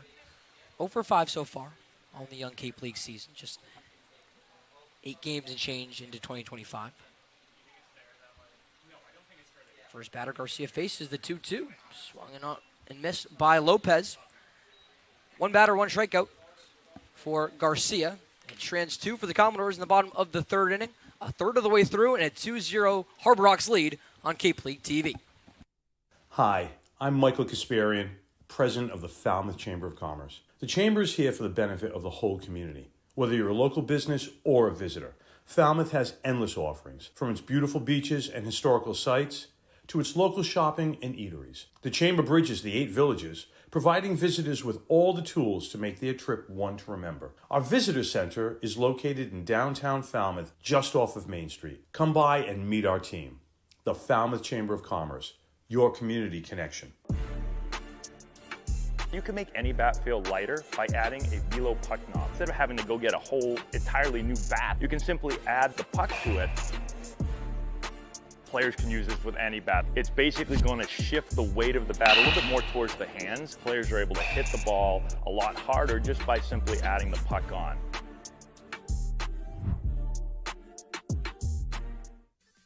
I'm Michael Gillen, right-handed pitcher from Clemson, and you're watching Commodore Baseball on Cape League TV.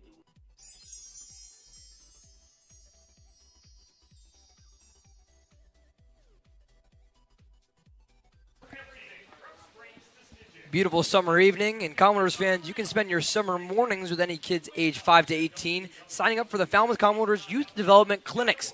Live a day in the life of a Commodore and train with top college players here at Gov Fuller Field. Register today on our website at capecodleague.com/Falmouth. Entering the top of the 4th inning, 2-0 Hyannis on a beautiful summer Tuesday day, which turned to a nice night. During the day, we had that first Commodores clinic today. I heard it went very well here at the Gov. Yeah, everything, all the feedback I've heard, a lot of kids signed up for it too. Pretty good attendance. Get to learn from Commodores player like left-hander Connor Lynn, who struck out 3 in his first appearance last inning. Did walk a first baseman Miles Bailey amid that, but just facing one above the minimum.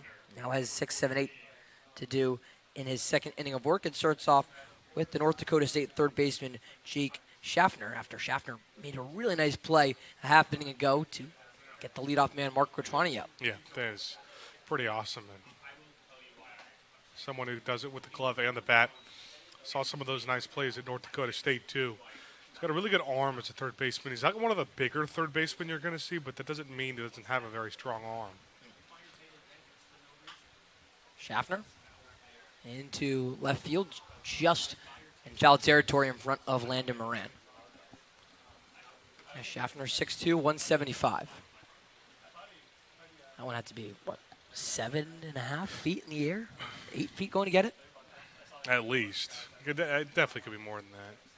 The problem is, I guess, just the reaction time. Again, 98 miles an hour off Quattroni's bat, the opposite way.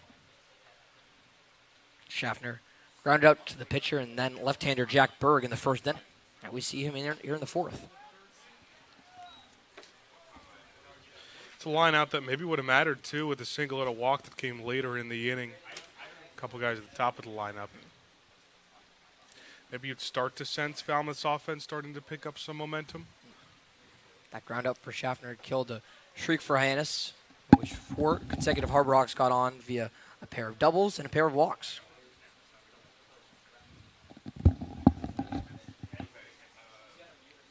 Rising junior. Seeing a 2-2 count from Connor Lynn. Takes a piece of the slider into left center field. Morales on the move, puts the glove down, and makes the catch. Well, it was Schaffner who made the great catch in the bottom of the third. And then to lead off the fourth inning, Schaffner has a bat in his hands, and Antonio Morales makes maybe even a better catch, diving in right center field. Baseball giveth and baseball taketh away, exactly and that's right, exactly my what you see in this last 2 innings or so from Schaffner. We've seen a couple of these plays from Morales. I mean, this is nothing new for him. He's just got so much speed. One of the other utility guys that we talk about, he can play really any position. And the most important thing about that play, you got to have a good beat on it, good read from the second it comes off the bat, and that's what Morales had. So here's Von Lackey, the Georgia Tech catcher. I was going to just say, I think Schaffner might have had the best play we've seen at the Gov this season, in the 5th home game for the Commodores this year.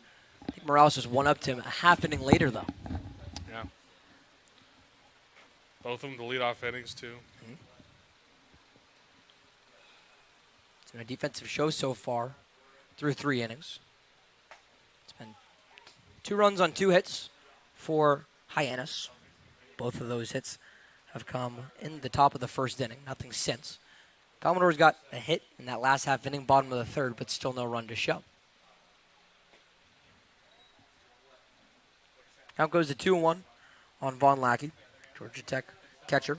He was up for that Buster Posey Award, semifinalist for the top catcher across Division I baseball. He flew out to left field to end that very long top of the first inning for the Harbor Hawks. Puts this one on the ground over the shortstop in Newstrom. Take a look at it before firing to Schmidt over at first base. And a quieter second out in the top of the 4th inning after the lineup to Morales.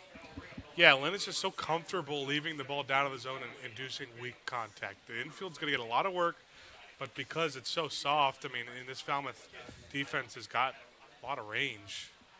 This is what we saw the first 2 times from Lynn. Also did it so efficiently in that first appearance, 4 innings and just 54 pitches thrown without giving up a run. Brings up the lefty and Charlie Bates. First pitch strike from Lynn to Bates out of Stanford, who grounded out to Berg in the 2nd inning at the pitching spot. How about that slider that really slows down for Lynn, too, all the way down to 78. I mean, it's just so tough to adjust to. You're going 90 to 78 and a slider that's got a lot of movement. Bates, a really interesting product for the Cardinals to use now. Local piece from Palo Alto, California.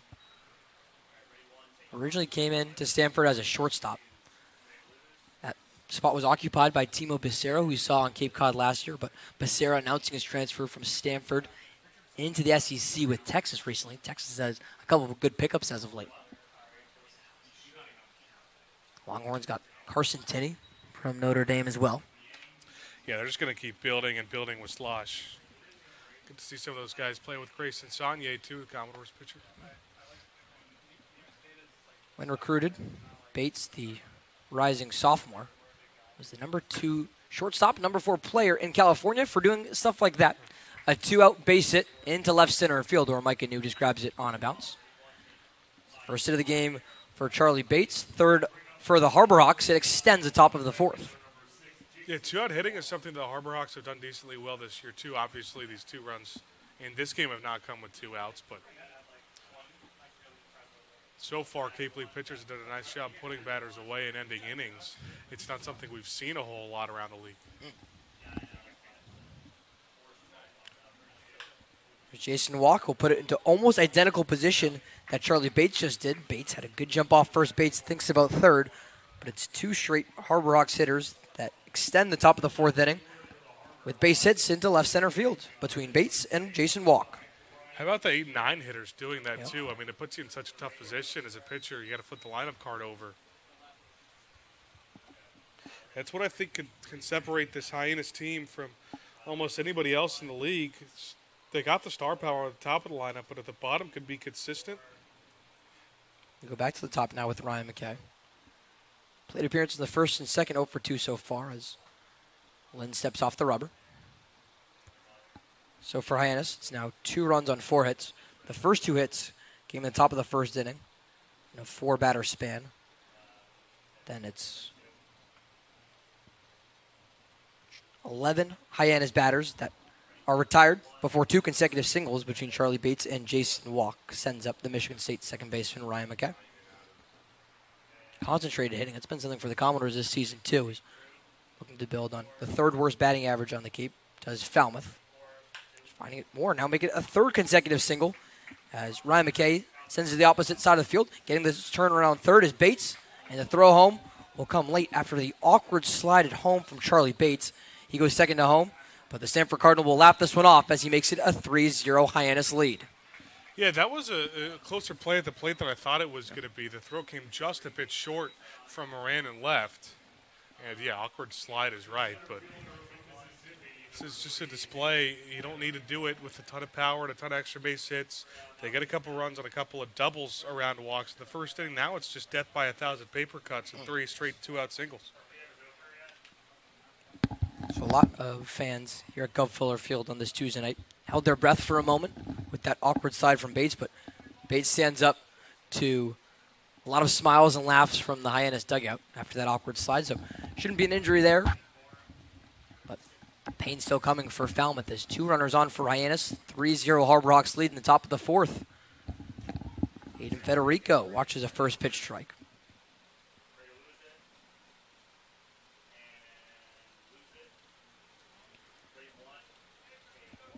Federico 1 for 2 so far today. The Ole Miss Rebel had a double in the first inning and then was the first batter faced by Lynn in the 3rd, in which the Northern Kentucky Southpaw induced a strikeout for Federico.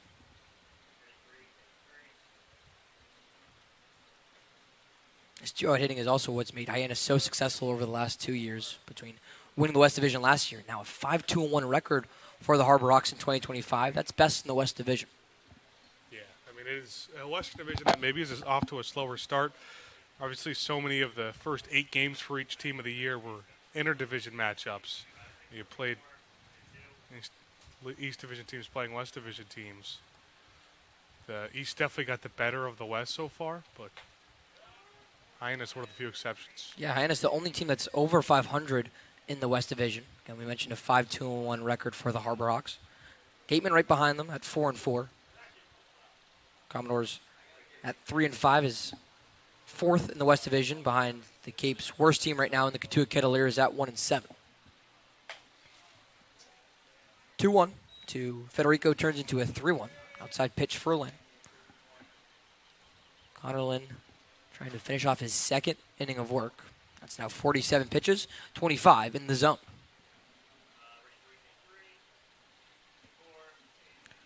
Two runners on for Hayden Federico. The pitch. Chopped on the ground, and just as it's done, last inning pitched for Connor Lynn. It's a full count with 2 outs for the lefty.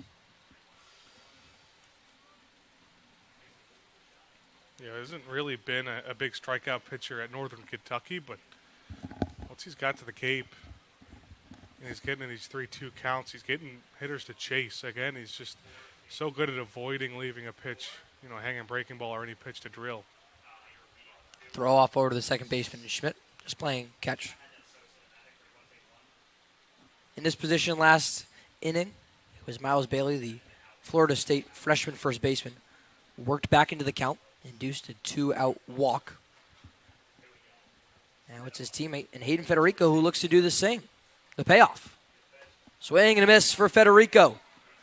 Lynn records his 4th strikeout, and it strands 2 for Hyannis. Harbor Hawks add one more. It's a 3-0 Hyannis lead entering the bottom of the 4th on Cape League TV.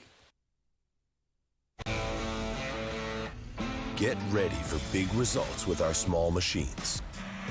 With more power, performance, comfort, and savings. They're ready for every job. And we're ready with plenty of inventory, the best support in the business, same-day parts availability, and locations across the Northeast. So you can always be ready to work. Milton Cat, always ready. Introducing Open Cape, the local nonprofit internet service provider in this region. Open Cape's fast and reliable network is 100% fiber optic, providing affordable internet connectivity. To learn more, visit opencape.org and always speak with a live Open Cape representative. Open Cape, providing choice and competition for your home or business and the official internet provider of your Falmouth Commodores. We are Open Cape.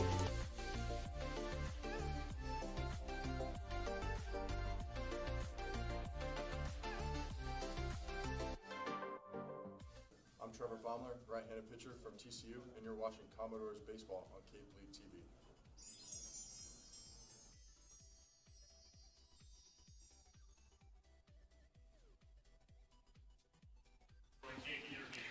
Bottom of the 4th, and what is now a 3-0 Hyannis lead. The visiting Harbor Hawks up over the Falmouth Commodores in Game 9 of the Commodores season. And you take a look there, Ben. We had a feeling, and it was right. It's the Mets. Hyannis Mets used to be the name before 2010. It's now been a decade and a half in which Hyannis has been called the Harbor Hawks.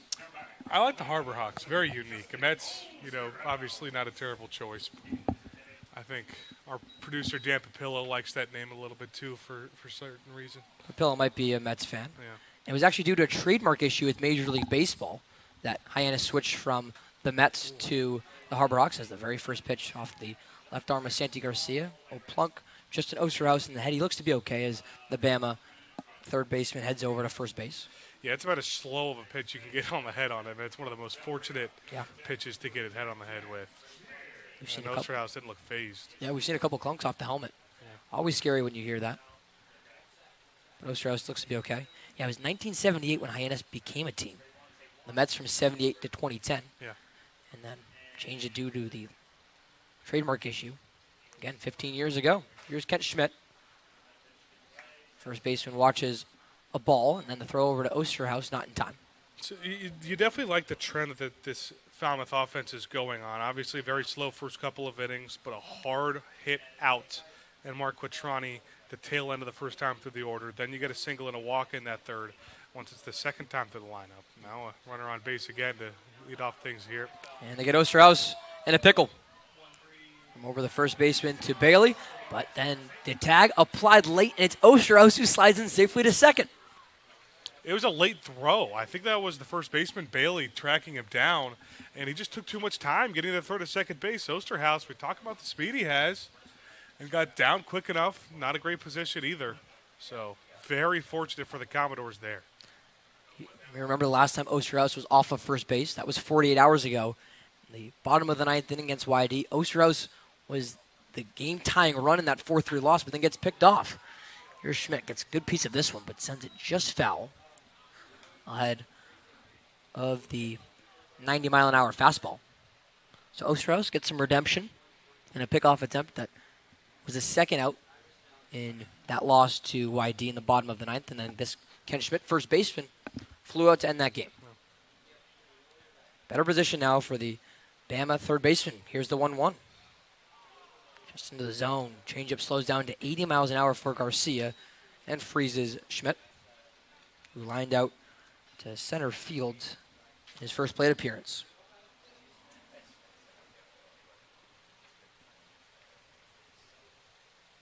Georgia Tech first baseman jams at the 1-2, and it's a strikeout. I was just getting ready to say how Kent Schmidt started to look a little bit more confident every at-bat, but it's hard to look confident and comfortable on a pitch like that runs inside on a lefty like Schmidt. Third strikeout for the Oregon Duck in Santi Garcia. Now one gone in the bottom of the fourth. Justin Osterhaus at second base for the Stetson Hatter left fielder, and Landon Moran. Moran golfs, comes up empty on the 91-mile-an-hour heater.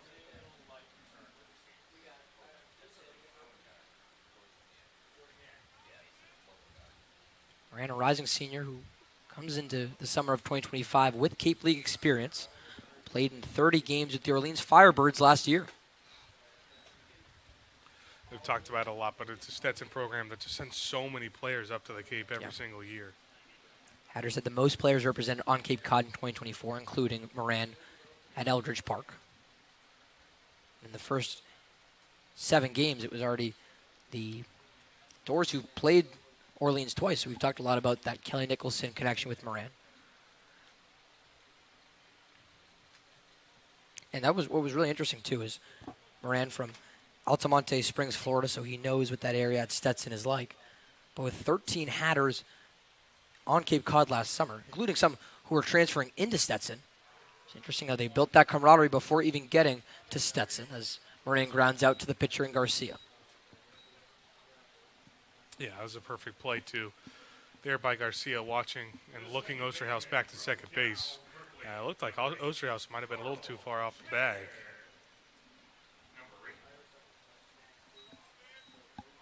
Osterhaus hit by the pitch, then stole second. After the strikeout to Kent Schmidt, ground out by Landon Moran. It's Carl Schmidt now, who looks to continue the bottom of the fourth for your Commodores team, down by 3. First pitch to Schmidt. Big swing and a miss on the fastball upstairs at 92. Carl Schmidt's someone that can handle velocity, though. He hit fastballs extremely well at Cal a season ago. Had a good game on Sunday versus YD. 2 for 4 with the second RBI single in that 4-3 loss to the Red Sox. Was impressed with his jump up with the Bears, too, going from Texas A&M to California. He wanted better competition and better at-bats, he said simply. 1-1 to the second baseman. Look at that drop into the zone for Garcia. 78 miles an hour on the 12-6.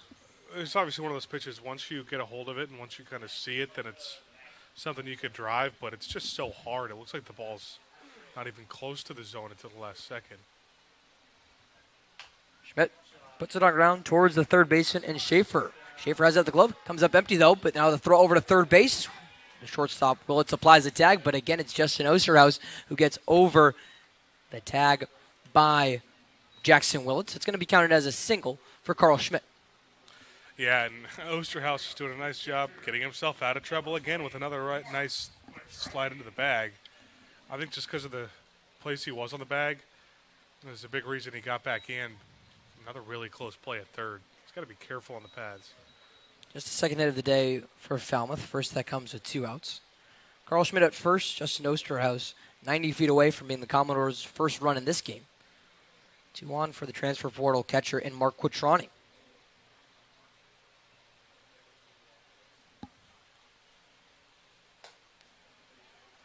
Curveball doesn't get the break for Garcia. Against the rising junior in Mark Quattroni. Spent 2 years in New York with Cornell. We've talked a lot with Quattroni about what he's looking for in a school after playing those 2 years at the Big Red. So sky this one up. He's looking for a school that prioritizes baseball more, competitiveness, as he puts this one into the air on the right side of the infield. Ryan McKay will take a few steps over from his spot at second and strand 2 more for the Commodores. It's still 3-0 Hyannis as we've played 4 here from Gov Fuller Field. Top 5 on deck on Cape League TV. Hi, my name is Matt Burgess, General Manager here at Falmouth Country Club. We have a unique 27-hole public golf course with a beautiful layout that is family-oriented. Kids play free here at Falmouth Country Club. Getting on the course is quick and easy with our app. You can book tee times, get yardages with GPS, use our interactive scorecard, track your stats, and receive exclusive in-app offers. Falmouth Country Club is a true Cape Cod classic and a local family favorite. See you on the course.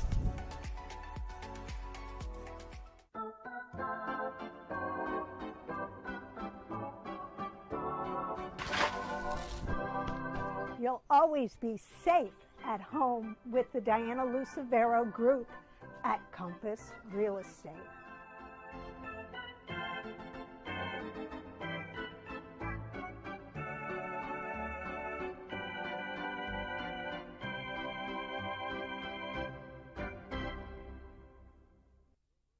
Hi, I'm Caden Eshman, a right-handed pitcher, graduated from Northern Kentucky, and going to Kentucky, and you're watching Commodore Baseball.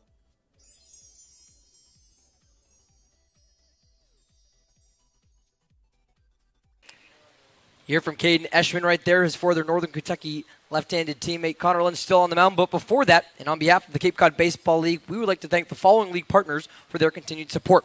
Milton Cat, as you see right there, OT Sports, Quincy College, Reader's Hardwood Supply, Southern Recognition, and T-Mobile.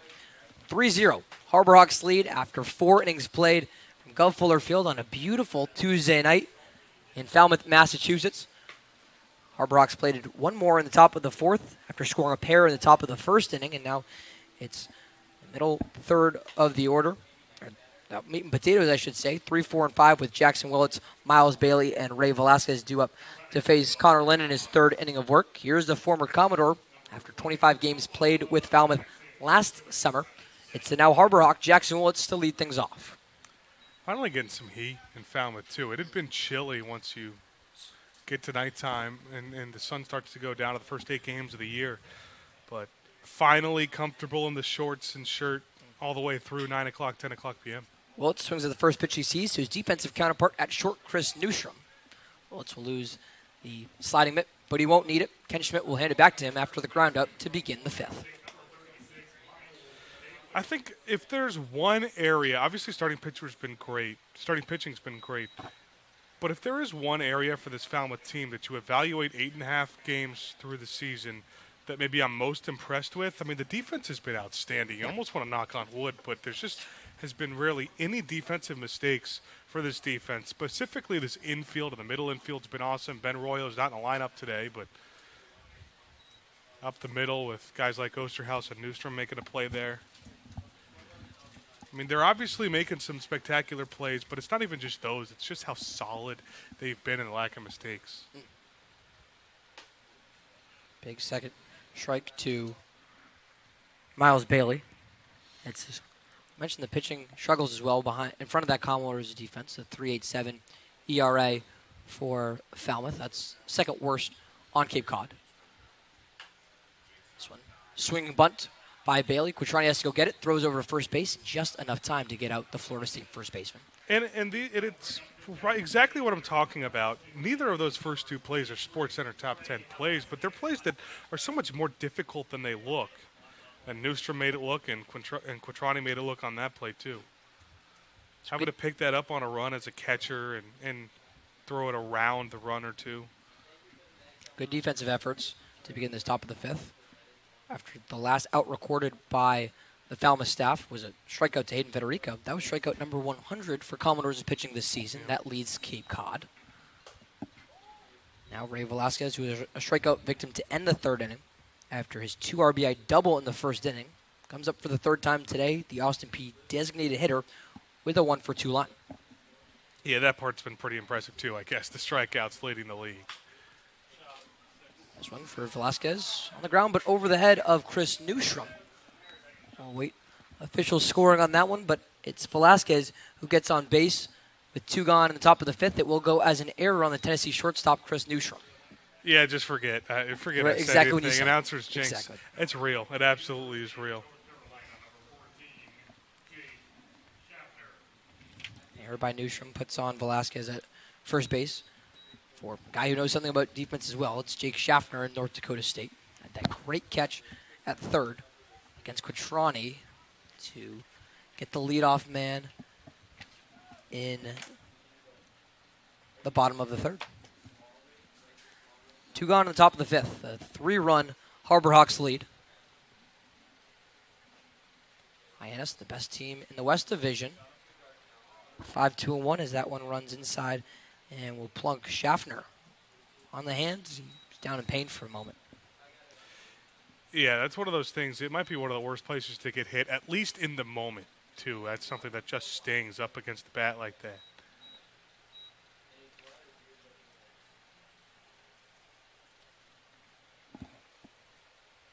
after getting looked at by Hyannis training staff and second-year manager in Mitch Carricker.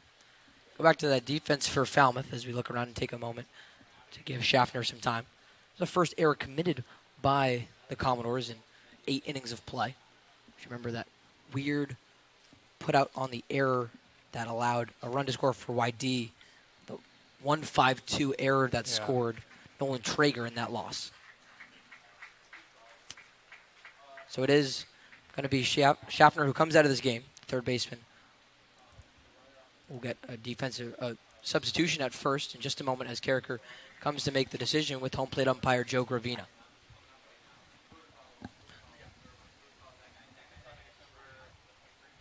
We'll get a name to a number as well for Hyannis. Pinch hitting, it's going to be Andrew Williamson, usually the outfielder from the University of Central Florida. He'll take first base in place of Schaffner, who we wish the best after getting hit on the hand.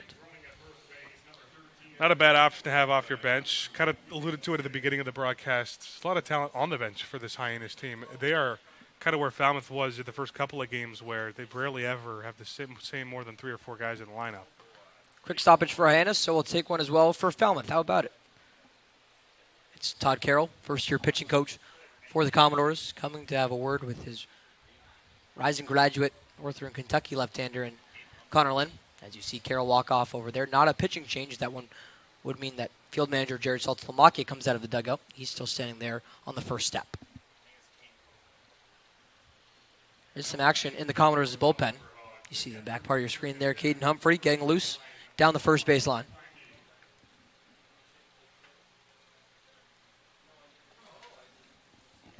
But as it stands, it's still the southpaw in Connor Lynn. 2 on for Hyannis with 2 gone in the top of the 5th inning. A 3-0 Harbor Hawks lead. It's the most potent offense on Cape Cod. Hyannis coming into this game with a league-leading .261 average.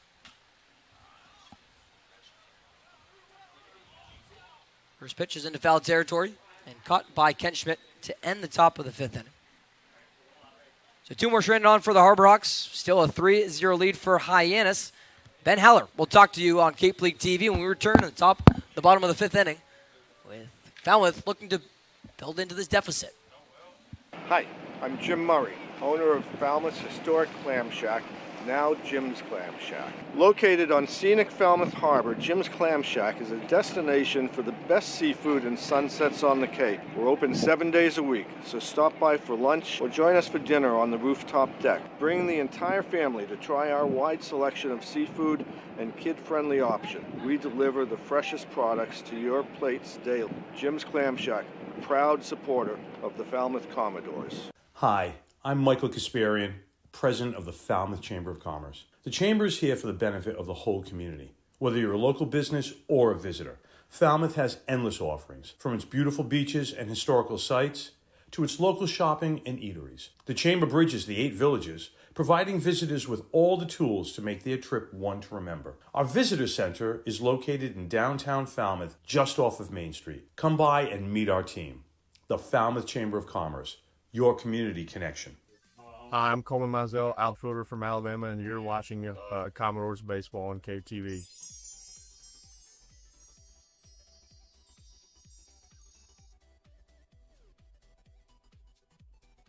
First of all, welcome to Falmouth. Thank you. I love this location on Cape. I think it's one of the best, to be honest with you.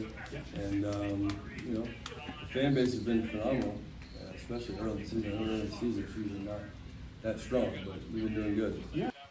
Hi, I'm Jim Murray, owner of Falmouth's historic clam shack. Saltzlamakia. Talked to the team historians a little bit earlier today. A lot of different people lining up to talk to first-year man and Saltzlamakia. Kind of talked about just very different perspective than a lot of these other Cape League managers. And, He's been a busy man on his first summer on Main Street in Falmouth. I don't envy that. I don't envy him at all for all the media he's had to do to start things off. He's been so great with it, too. Been a tremendous gentleman. We talked to him after that really tough loss against Yarmouth Dennis on Sunday, and he's gracious and respectful enough to still sit with us for that Monday Morning Manager show out on the Commodores' YouTube now. 2-0. Hyannis at advantage over the Falmouth Commodores. First pitch to the 9-hitter. Chris Newstrom comes at a fastball up and out of the zone. Santi Garcia back on the mound for Hyannis, looking for his second full inning of work, third inning where he will see an appearance. Came in with 2 outs back in the third. Comes back with a fastball. Fouled off the opposite way for the Tennessee Volunteer Newstrom. First at bat against a pitcher not his teammate. After the pretty nice start, but still a shorter start for Thomas Crabtree, the Tennessee Volunteer. Brings back that beautiful changeup once again, this time off the plate, so might have been a little bit high too, but he's done a great job landing it towards the top of the zone. Sometimes it's lifted a little too high. If a Falmouth hitter gets a hold of it, that's where you can find some danger, but Commodore hitting hasn't been able to get caught up with that changeup yet. Newstrom at the driver's seat here, 2-1. There it is. That definitely is not going to find the zone. And you're going to see that sometimes. No harm, no foul with nobody on base. Might be the wildest wild pitch we've seen thus far at Gov Fuller Field through 4 games and change played.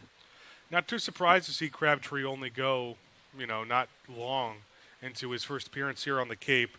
3 1/3 was his longest appearance at Tennessee a season ago. Only had a few appearances of more than 2 innings. This one popped high down the first base line, chase for walk, and he's near the warning track, and he can't read it.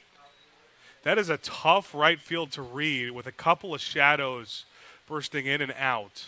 Especially that shallow right field might be tough in Bermuda's triangle between the right fielder and first and second baseman. And it keeps Newstrom alive here. Especially with the gravel dirt that's at Gov Fuller Field on both the left and right sides of the foul line. That one is right into no man's land. You're exactly right for Jason Walk. That is not as soft as normal warning track you'll see with dirt. That is more tough gravel. We've run full to start things off with the 5th. And the payoff's grounded to the left side. A slow grounder. Willett's a tough run, and there will be no throw. An infield single for Chris Newstrom, just his second of the summer. And a 9-hitter getting on base for Falmouth. It's the 3rd hit of the day for the Commodores. All 3 have been singles. And one of the 3 from the man at the plate right now, Antonio Morales. A couple of changes as well. It was not Jason Walk, I apologize, in right field. He's moved into center after the injury to Schaffner. Walk goes from right to center. Federico goes from center into left. And to left field, to third base is Bates. And then it's Williamson in right. Morales, a screamer through the right side, picked up in right. And thrown back in, so 2-hit day again for Morales. We've seen a few of those for him so far. Thanks for the update on the defensive changes. Sorry, it was such a mouthful. That is a lot. Morales' second single. Well, Morales is staying hot. And I don't even know. I mean, obviously he's been hot, but this is kind of typical Antonio Morales. We see just contact after contact. So I'd like to work a little bit on that power once he heads up to College Park, plays for Maryland. As you know, Ryan, very well, it's a program that has a lot of power and has for many years, despite the struggles in the win-loss column last couple of seasons. A lot of outgoing power as well. We just saw shortstop Chris Hakopian make the transfer from Maryland into SEC play at Texas A&M. And then you had all Big Ten first team catcher in Alex Calarco. He was mashing homers. He was on the Golden Spikes watch list at the beginning of the season for a really good February and March. Cooled down a bit, but that was a lot of power from the catcher position. It is a Maryland team, too, and I'll ask you this, that has had a ton of power, has had a lot of games where, they'd score, double-digit runs, 7 to 10 runs. They've also had some games where they cooled off. Is it a part of Swope's strategy? Is that one swung on to go 0-2 to maybe be more of a contact-oriented team? I mean, is that a big reason Morales is in College Park? It is. There's a lot of players like Morales who was on Maryland's roster last year. I was watching them firsthand at the University of Maryland. Platoon players that you could play all over. Jacob Orr comes to mind after the graduation of Orr at Maryland, so Morales could step into that role. But it was inconsistent at times. Yeah, New swings through 3 straight changeups and is down on strikes in just 3 pitches. So still a couple of runners on, but a nice job keeping the runner put at second base with just 1 out. And a big spot after coming back from injury for Adrian Lopez. Game-tying run stands on first base.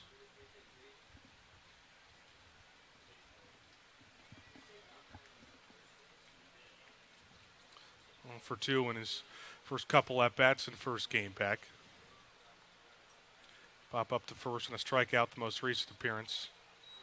That one buried in a pretty big lead off second base for Chris Newstrom.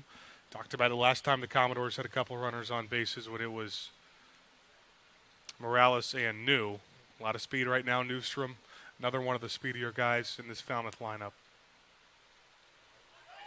They're going to check on him, and Newstrom was far off the bag. A late time, or late come in there for Harbor Hawks second baseman McKay, one of the few guys to actually stay put after all the defensive changes.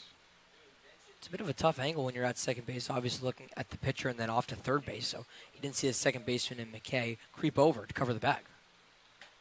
Fastball just a bit off the plate. Again, it's been a smaller zone so far today that I think we saw in the first 8 games from Graniva.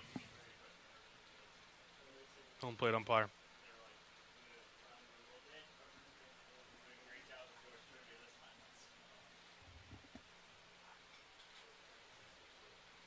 But it puts Lopez in the driver's seat 2-0, and he went golfing. You could tell the frustration from his face on that swing. I mean, it's big. One of the biggest parts for Lopez, just gone down in counts in his first couple of starts. Just part of getting adjusted a little bit, too.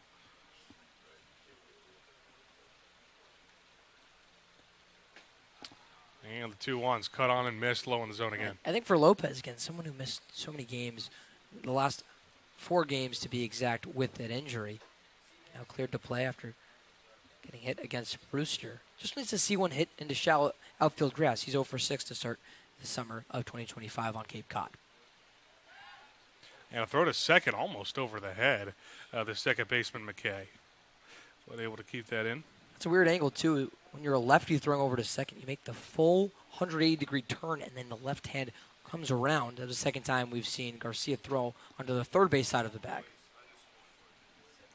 Even 2-2 count, 2 on, and 1 out. Runners take off. The throw goes down to third. A good jump, and the call is safe. Nice job on the planned double steal. And Chris Newstrom, one of the faster guys on this team.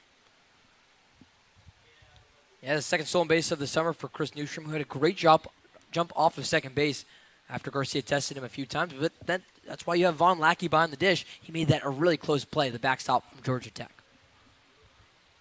Lopez swings and misses at another pitch in the dirt. So Falmouth gets the runners over, but no thanks to the 2 and 3 hitters, New and Lopez. Back-to-back strikeouts, and that eliminates the sacrifice situation. Of course, it is always tough to change your mindset. Obviously, a difference with a runner on second and runner on third with 1 out when you're already 2 strikes into the count of the 2 and 2 counts. Lopez goes down swinging. Last chance to get something on the board for the bottom of the 5th is Justin Osterhaus. Osterhaus also 0 for 1. Got out to first and then reached his last time up on a hit by pitch. They did say he went around on that one to make it 0-1. Of course, he got hit on that breaking ball that hit him in the head. But was about as slow as it could be. Change up once again, up near eye level. First time today the Commodores have had a runner on third, and Yep. first time today that would mean as well that they have 2 runners in scoring position. They've not performed well with runners in scoring position this year. Trying to improve upon that. Very few opportunities today. Osterhaus tried to hit one to the Falmouth in over in right field and swung through it, making 1-2.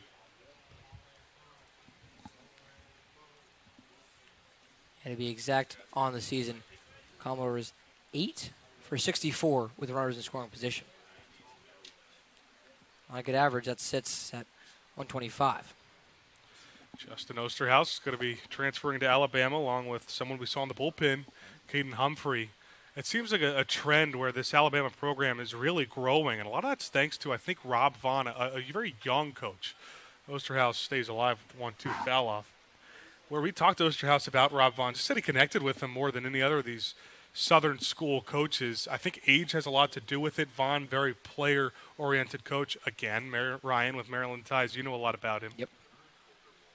He completely changed that Maryland program. Yeah. He was well earned the respect he got and excitement from the College Park community making that jump into SEC play.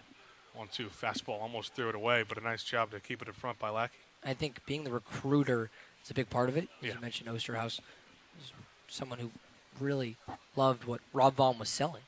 Finally, small school guys who also have applicable stuff to change between the Northern Florida right-hander and Caden Humphrey you should be seeing next, and Purdue Fort Wayne bat in Justin Osterhaus. Deuces are wild of the 2-2, and Osterhaus gets plunked again. Another slower breaker. Just going to shake off and jog down to first, but bases loaded now for Falmouth for the first time today. And Kent Schmidt, who has struggled so far, has an opportunity to break out in a big way. Osterhaus led off the fourth inning by being hit, now extends the fifth by doing the same. Ken Schmidt just turned a little early on a pitch that was the classic, if it's fair, it's gone. And an awkward strikeout on just a pitch later, fastball up. And this is a situation, Ben, where I think Schmidt wants to see himself improve. Again, not the average he wanted after batting an ACC high 397 at Georgia Tech. Now, a quick meeting. Remember, it was Schmidt who came out with the bases loaded and 2 outs, the exact situation you have here. He had that twice against YD and got out both times. It's going to be a meeting for Lackey. Slow walk out for Von Lackey, too. Is maybe we talked about this in another game where you have a Morales connection with a Wake Forest pitcher. Here, you see the Georgia Tech catcher, Von Lackey, who maybe knows Ken Schmidt a little well, knows some tendencies, so can call a better at-bat with pitcher Garcia here. That works both ways. See a lot of the Cape. Yeah, great point. As I think we made a comment, it might have been Andrew earlier today before the game, so many Georgia Tech players on the Cape this summer. Schmidt still the 1-0 count. Swings, fouls, one back. He's 0 for 2 today. Besides that strikeout, he had a fly out into center his first time up. That was the first out of the second.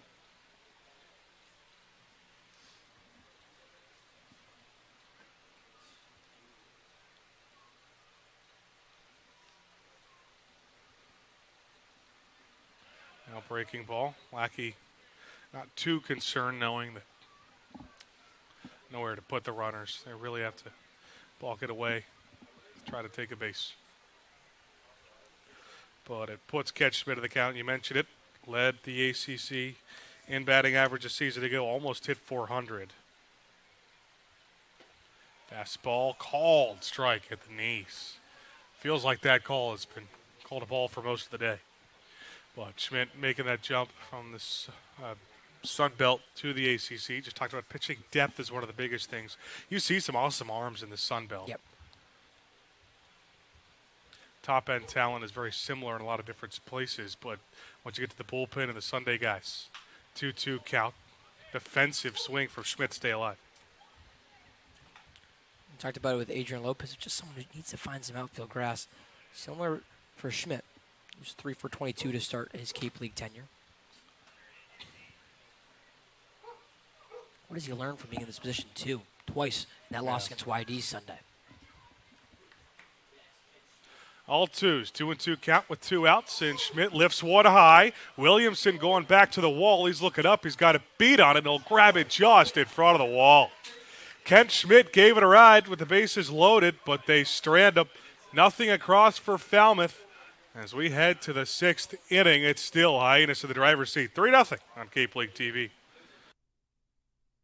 Hi, I'm Michael Kasparian, president of the Falmouth Chamber of Commerce. The Chamber is here for the benefit of the whole community. Whether you're a local business or a visitor, Falmouth has endless offerings, from its beautiful beaches and historical sites to its local shopping and eateries. The Chamber bridges the 8 villages, providing visitors with all the tools to make their trip one to remember. Our visitor center is located in downtown Falmouth, just off of Main Street. Come by and meet our team. The Falmouth Chamber of Commerce, your community connection. Hi, my name is Matt Burgess, General Manager here at Falmouth Country Club. We have a unique 27-hole public golf course with a beautiful layout that is family-oriented. Kids play free here at Falmouth Country Club. Getting on the course is quick and easy with our app. You can book tee times, get yardages with GPS, use our interactive scorecard, track your stats, and receive exclusive in-app offers. Falmouth Country Club is a true Cape Cod classic and a local family favorite. See you on the course.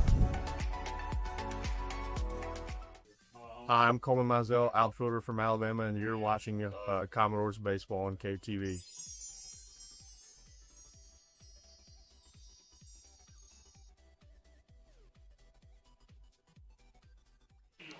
Enjoy all the action of the Cape Cod Baseball League by downloading the Cape League TV app on your mobile device and favorite TV streaming platform. You can now watch the Doors on your Roku, Apple TV, Amazon Fire TV, and Android TVs. Cape League TV provides live and on-demand coverage of all games and featured content for the nation's best summer collegiate baseball league. Get in the game with Cape League TV. Quick cheers to our guys Malcolm and Brandon on those cameras over there. Appreciate the work that they do, along with our other camera operator, Boone Gross and Alex Bernstein. New pitcher on the mound for Falmouth as we're back on Cape League TV. We've reached the 6th inning, and it's the Harbor Hawks to the driver's seat with a 3-0 lead. Caden Humphrey, already seen him a couple times in relief appearances for the Commodores. The North Florida product going to Alabama next season will be the third pitcher of the day for the Commodores. And, ERA, it's a little bit ugly in that first 2 appearances, just a couple of innings pitched for him, and one of those innings went south. Yeah, it certainly did. You look at the numbers there for Caden Humphrey across those 2 appearances. 13.5 ERA. Someone who's, again, making his second transfer. It's really impressive at North Florida as an A-Sun second-team all-conference selection. Charlie Bates, the former Hyannis left fielder. Now he has moved to third base today. He'll take a first pitch up and away for ball 1, the first pitch that Humphrey throws. We were talking about, the pleasure it is and how nice it is to have hitters who can play so many different positions and position players that can, play the infield and the outfield with guys coming and going constantly in this Cape League. Beautiful location on that fastball. Look at Humphrey. I mean, you get to put probably your best bench bat in, and Williamson, who plays the outfield, when a third baseman goes down because of McKay's ability to go from left to third. Yeah, positional versatility is certainly a pleasure on Cape Cod, especially when you're trying to get these guys at bats and what could be a limited sample size that you have here on the island. One fouled off. You're starting to see the first round of cuts a little bit for teams. Michael Gillen no longer a member of this Falmouth Commodore baseball team. See a lot of hitters, some teams from Supers or College World Series, guys in Omaha start to make their way out here. Change up. Humphrey was walking off the mound. He thought it was strike 3, left just off the plate though. It's a game. That's how the game works here on Cape Cod. The roster that you have on game 1 probably won't be the same that you have on game 4, and definitely not the same by game 40 in early August. Even 2-2 count to start things off for Humphrey. Change up again, left high. One appearance where he gave up 3 earned runs. The other was pretty solid. And obviously get a chance to move up, transfer to Alabama for good reason. Had a very good year at North Florida last year. Fastball called, strike 3. So an at-bat that saw everything. One where Humphrey walked off the mound prematurely, thought it was strike 3. And then here, Bates tosses the bat because he thinks it's ball 4, but he's rung up looking. And Jason Walk will make his way to the left-handed batter's box.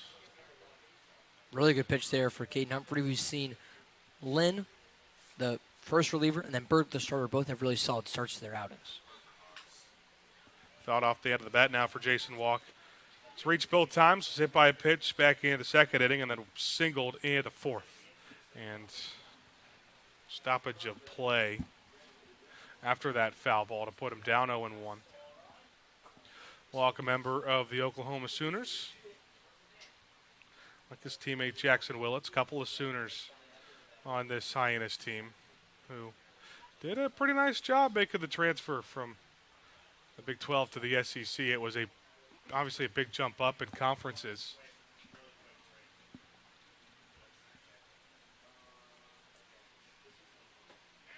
Beautiful change up down the middle of the zone again. So Humphrey working efficiently. He's up at the count 0-2.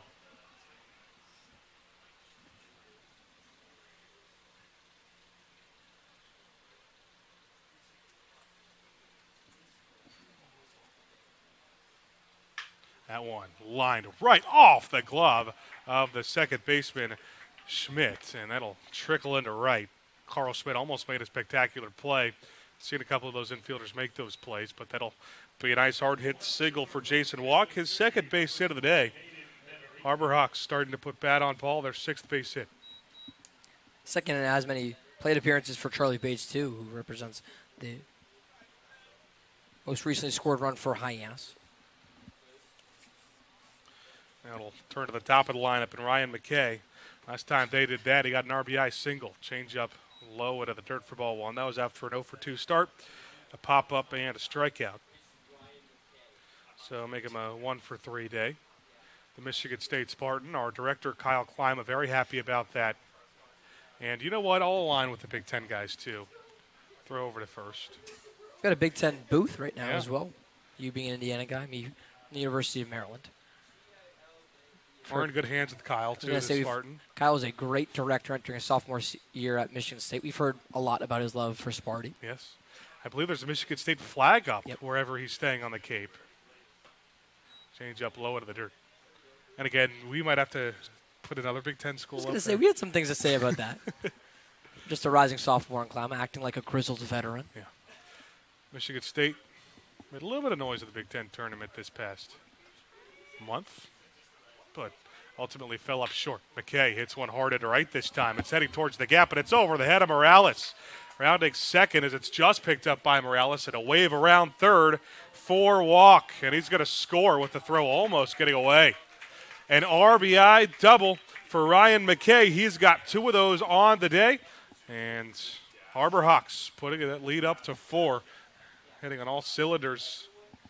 6 innings. How about a deserved dab as well there for the second baseman, Ryan McKay, at second base after that RBI double. Follows up the RBI single, as you mentioned. A 4-0 Harbor Hawks lead now. And that's a big reason why he was an all Big Ten second-team selections. Big hits like that, and there was no way that Morales was going to have another spectacular catch with how far away he was from that one into right center field. Now it's Aiden Federico, again with a runner at scoring position at just 1 out of the top of the 6th. Righty on lefty matchup. Humphrey is the first righty that Falmouth will throw out today, so guys like Federico very happy to see that. First pitch just a bit inside for ball 1. Federico 1 for 3, doubled his first time up and then struck out as each of his most 2 recent appearances in the Ole Miss Rebel. An all-SEC freshman team member a year ago. That one grounded back up the middle, picked up on a dive by Newstra, but a nice throw to first. So Newstra makes another nice play, but a productive out for Federico as he gets the runner over to third. A 5th run for the Harbor Hawks, potentially stands just 90 feet away, with 2 outs to the inning now for Willits. That 5th run could have already been in for Hyannis, if not for the great stop for Chris Newstrom. Gets a big second out as well. That one seemed destined to be a 1-out RBI single, but instead it's Federico who's retired. Willits, the rising junior from Fort Cobb, Oklahoma. Fastball out for ball 1. Decent speed at third base right now for McKay, but that's not really important unless there's a borderline ball that gets away from Quattrani behind the plate. That bottom of the 5th was the first time Falmouth put a man on third. Hyannis has had it in 3 different innings. Called strike at the knees. Scoreboard also reads big in favor of Hyannis. 4 runs have come on 7 hits after that one recently from McKay. 4 hits and no across for the Commodores yet. Change up again, called strike at the knees, living at the bottom of the zone. And despite the lefty starting in Berg, it's a Hyannis lineup that has a lot of lefties in it. So again, happy to see Humphrey in maybe. Trying to go left on left with the starter and Jack Berg. Got through 2 innings in this game. Nice ball hit off the end of the bat into right. Morales, another really good run. This time's got a beat on it. And he'll make a play with a short hop for out 3. Hyannis brings another one across. They're trying to put this one away. They now lead by 4 as we head to the bottom of the 6th. We'll see what the Falmouth Bats could do on Cape League TV.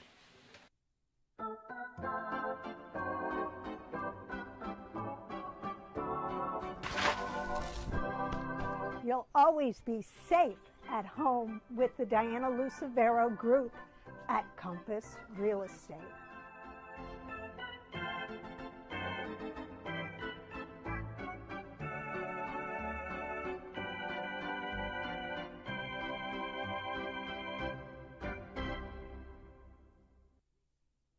Introducing Open Cape, the local nonprofit internet service provider in this region. Open Cape's fast and reliable network is 100% fiber optic, providing affordable internet connectivity. To learn more, visit opencape.org and always speak with a live Open Cape representative. Open Cape, providing choice and competition for your home or business and the official internet provider of your Falmouth Commodores. We are Open Cape.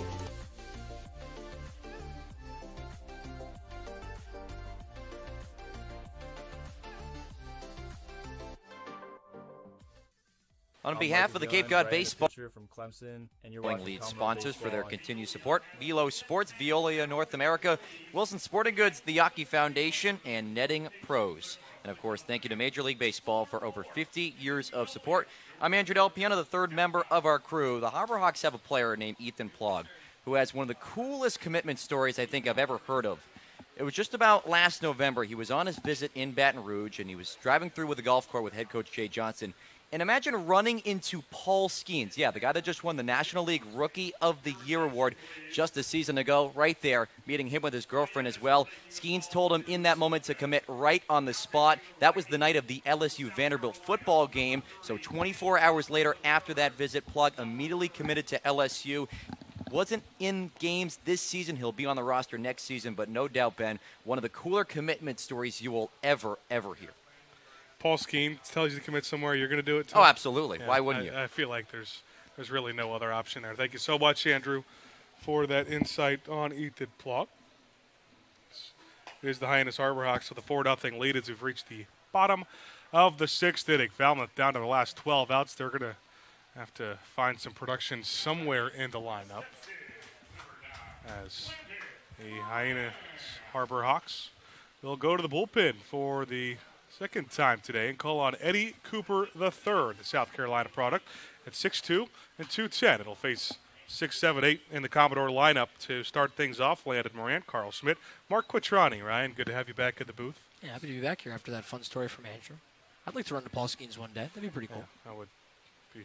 I guess if there's anywhere to run into Paul Skeens, I guess it makes sense to see it on an LSU baseball tour. But there's one other place, though. Could have seen him at Spillane Field when he was with the Wareham Gatemen here in the Cape League, where the Stars of Tomorrow shine today.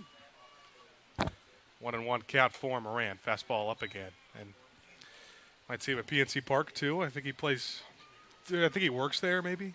He might still be employed there, yeah, at that organization in the building. Eddie Cooper, his first batter is a lefty. Hyannis goes righty-lefty, now to a righty again for their third pitcher of the day. Jams him on the inner part of the plate, called strike.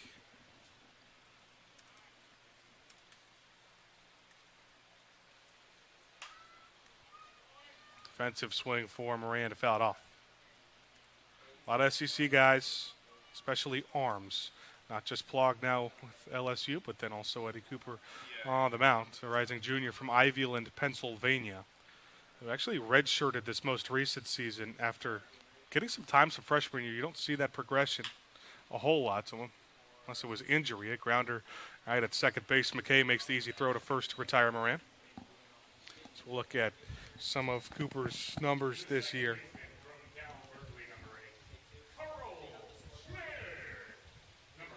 Carl Schmidt, the second batter. Kind of similar to Humphrey, just a couple of appearances for him so far. All of them have come in relief, and they've been short. 2 innings total, and he has not given up a run yet.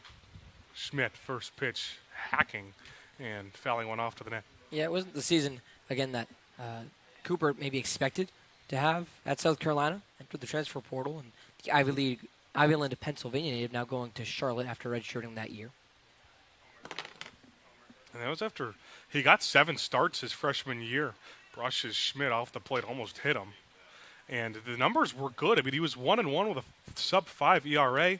Opponent batting average of .242, which is in college a solid clip.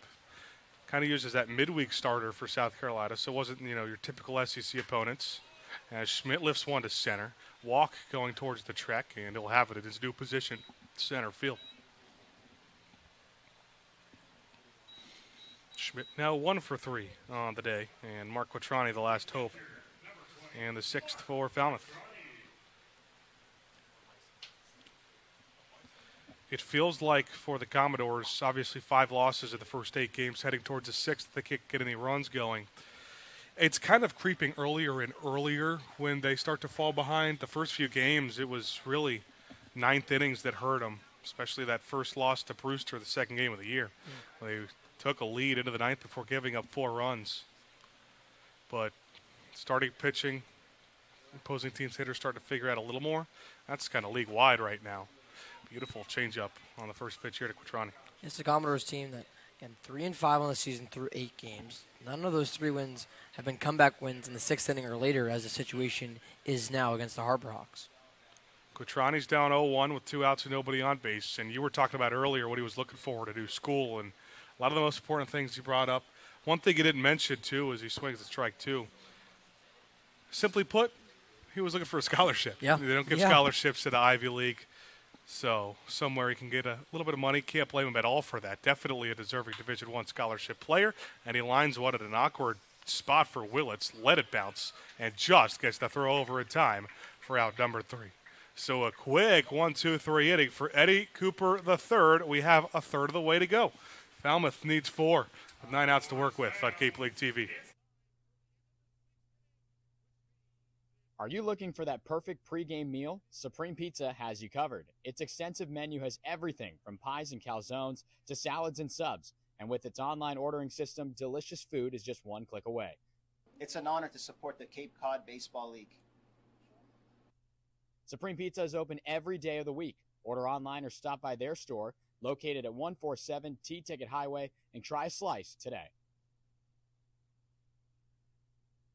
Hi, I'm Michael Kasparian, president of the Falmouth Chamber of Commerce. The Chamber is here for the benefit of the whole community. Whether you're a local business or a visitor, Falmouth has endless offerings, from its beautiful beaches and historical sites to its local shopping and eateries. The Chamber bridges the 8 villages, providing visitors with all the tools to make their trip one to remember. Our visitor center is located in downtown Falmouth, just off of Main Street. Come by and meet our team. The Falmouth Chamber of Commerce, your community connection. I'm Trevor Baumler, right-handed pitcher from TCU, and you're watching Commodores Baseball on Cape League TV.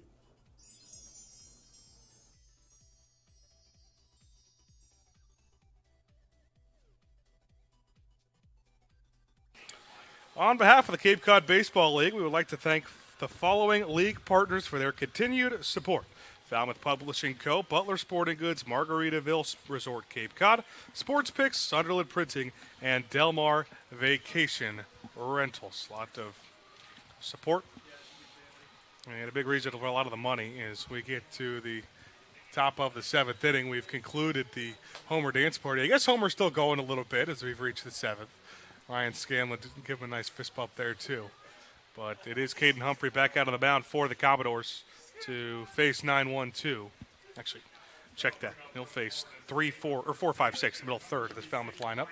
It'll be interesting to see who would win that dance battle between Homer and one of our game day interns and Ryan Scanlon. I'll give it to Ryan. It would be a tough one to predict. You don't know who'd get that exam right. Yeah. I like it. Scatron. Miles Bailey will lead things off, the Florida State first baseman. He's reached twice, both on walks. And fastball called strike on the outer part of the plate. Notice it a couple of times. Bailey's got a decently open stance, and he's someone who gets pretty close to home plate, too. Might have helped him on those couple of walks, but was an All-American out of high school. No surprise to see what he did. Got some misses in his freshman year at Florida State. 55 starts, part of the All-ACC freshman team, and a freshman All-American on one side. Got thrown into the fire immediately. Didn't get to start the first game of the year, but he did the second 2 of the first weekend series. Popped out of play and overran by Justin Osterhaus. Right next to our cameraman, Brandon Dunn. I think Brandon's got to make that play, steal away from Osterhaus. But it'll keep Bailey alive in the first at-bat of this top of the 7th inning. You see Brandon give us a wave, mouthing I'm good. He had a glove out there. I think that one was his. I don't know. Out of all our camera operators, I don't know if Brandon's the one I trust to make a play like that. 0-2, cut on and missed. No, he stays alive on a foul tip. But So he didn't get to start the first game of the year, but did the second of that first series. And then already in that third game, had a 3-hit game. His first 3 hits of the season all came in that second start against James Madison. And he got bookend by having a 3-hit game in the last game of the year when they got eliminated by Oregon State of the Super Regional in Tallahassee. Nice ball off the plate. Keeps him ahead 1-2. Actually, check that. That super was in Corvallis. That was an 8-9 matchup, so easy to get those two mixed up. But at 327 with 1104 OPS, fouled one off of his own foot. So turning this into another longer at bat, even with the 1-2 count. Both of his first 2 walks were very long at bats, and that was kind of a big story for him in the first 3 innings. Just can't get off the size for Bailey either. Tallahassee native, 6'4", 257. Florida known for its football, too. You think that Bailey can make a pretty good linebacker. I could see him at a lot of different positions. 6'4", too. That's a big linebacker. I could see him DN maybe. And he's got speed, too. It's not like it'd be crazy to see him as a receiver tight end.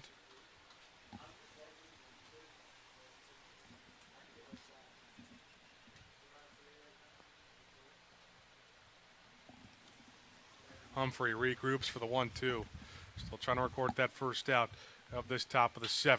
And this one's hit high, deep into right, medium depth center, where Mike Anu is grab it for out number 1. It's the power that if Bailey just straightens out, that one's over the Falmouth Toyota sign in right center field.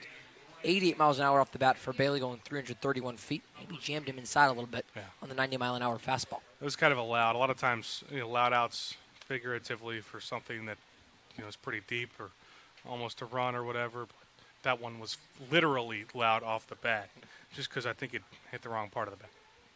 Now the 5-hitter, Ray Velasquez, leaves the first one off the plate. Didn't play his freshman year at Vanderbilt before eventually making the decision to transfer to Austin Peay. He was at Vanderbilt a sophomore year as well, where he only made 3 appearances, all as a defensive replacement. Did have 1 single versus Gonzaga. That was a pretty good Gonzaga team a couple of years ago. Swings to a fastball outside. But at Austin Peay is where he really came into his own as a first-team all-conference member of the A-Sun. But Austin Peay struggled a little bit in the A-Sun tournament. He only had 1 hit in those 3 games. And his former coach at Vanderbilt, Tim Corbin, very complimentary as well of what Velasquez brought with sparing time on the field in his 2 years at Vanderbilt, calling Velasquez a gritty, tough, take-a-punch, 1960s style kid. Yeah. 1-2 stays alive with another foul ball. 18 home runs, 2. But couldn't get his team to the A-Sun championship, where we've talked about a couple times on the broadcast. Was a lot of controversy between Florida Gulf Coast and Stetson, and it getting rained out a little bit. Fastball runs in, hit him on the back. So Humphrey was ahead of the count, but he loses him here on a hit by pitch. And it's the 3rd time he's reached today, all in different fashion. He's now got a base hit, an error, reached on air, and a hit by pitch. Now it's Andrew Williamson, who is a new member to this Hyannis team in this game. And he'll take his first plate appearance after coming in for Jake Schaffner after he was hit on the hand with a baseball. Eventually took over in right field. Williamson, the rising junior from St. Petersburg, Florida. Now's the first pitch off towards the Falmouth dugout. Williamson got a hold of one in that 6-1 win versus Chatham on Sunday. He had his 2nd homer of the summer on a solo shot in the 3rd inning as part of a 1-for-4 day and a win against the Anglers. You can tell by the helmet. Yep. He's a member of the UCF Golden Knights in the Big 12 Conference. Another team making a transition from conference to conference. We talked about the color combination of the orange and blue with the Hyannis Harbor Hawks. In terms of collegiate baseball, I love that gold and black that they have there at UCF.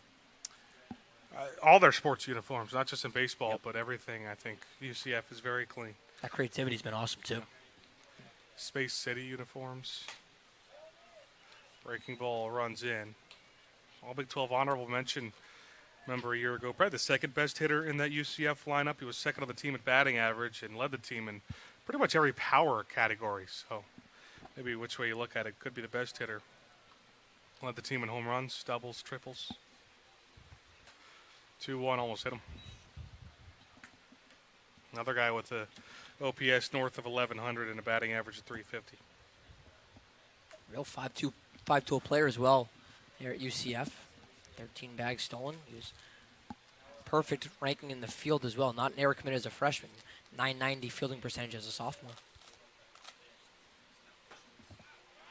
And the 3-1 pitch is outside. So Humphrey started to get off to a good start in the first couple of batters of the inning before letting a pitch get away, hitting Velasquez. Now Williamson reaches on a walk.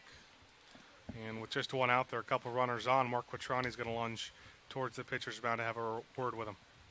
We'll see if this is Quattroni just settling down Keaton Humphrey, or if it's more time to give a couple more pitches for the Vanderbilt lefty Jacob Schultz, who's in the Commodores' bullpen and could be utilized as the fourth arm in this game. It is a shorter mound beating. Quattroni jogging back to the plate. Now we're going to look at Von Lackey, who's 0 for 3 today. Would love to break through and try to put this game out of reach. Falmouth, just the one comeback victory on the year.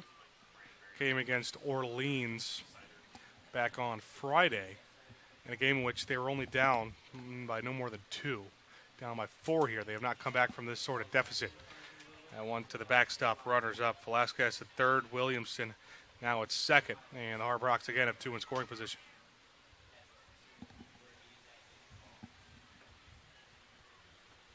One going to be ruled as a wild pitch.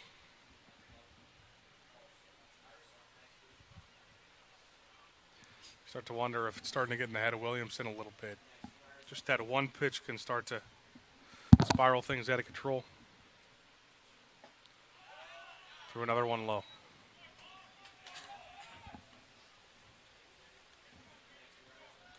Talking about college branding and colors. North Florida, I love the mascot, the Ospreys, and this is a great representation, too, here in Falmouth. There's a lot of them. You see the nest always on the top of those right field center lights. And just catches a piece to the bottom part of the zone for strike one. See an Osprey right there. You mentioned the Osprey native to Falmouth, who you mentioned at that YD game on Sunday, the Osprey Project as well, that's looking to provide safer alternative sites in Falmouth. A really good initiative, too. I'd love to promote FalmouthTogetherWeCan.org. 2-1, down on his knee. Filthy pitch from Humphrey. We'll fight back at the count.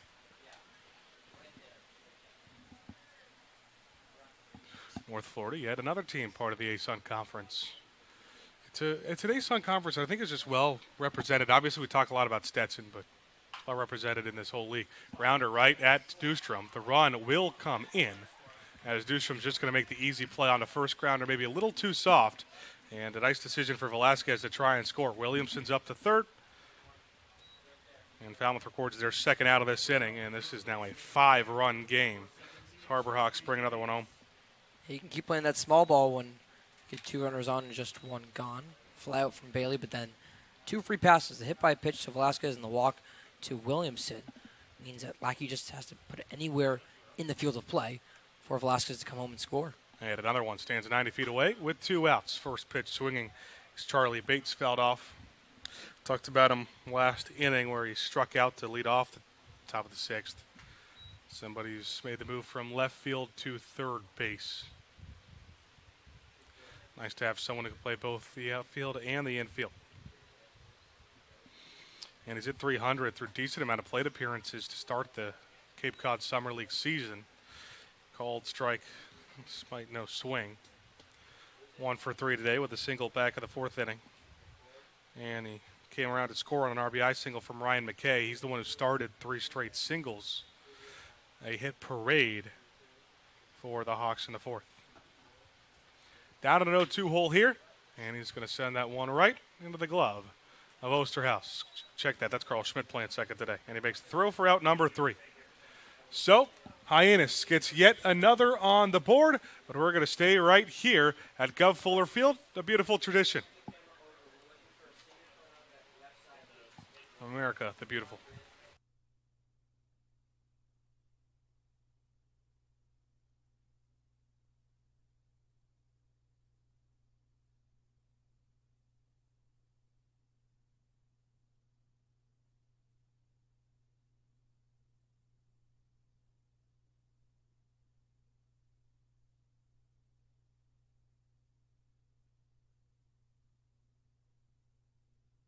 Are you looking for that perfect pregame meal? Supreme Pizza has you covered. Its extensive menu has everything from pies and calzones to salads and subs. And with its online ordering system, delicious food is just one click away. It's an honor to support the Cape Cod Baseball League. Supreme Pizza is open every day of the week.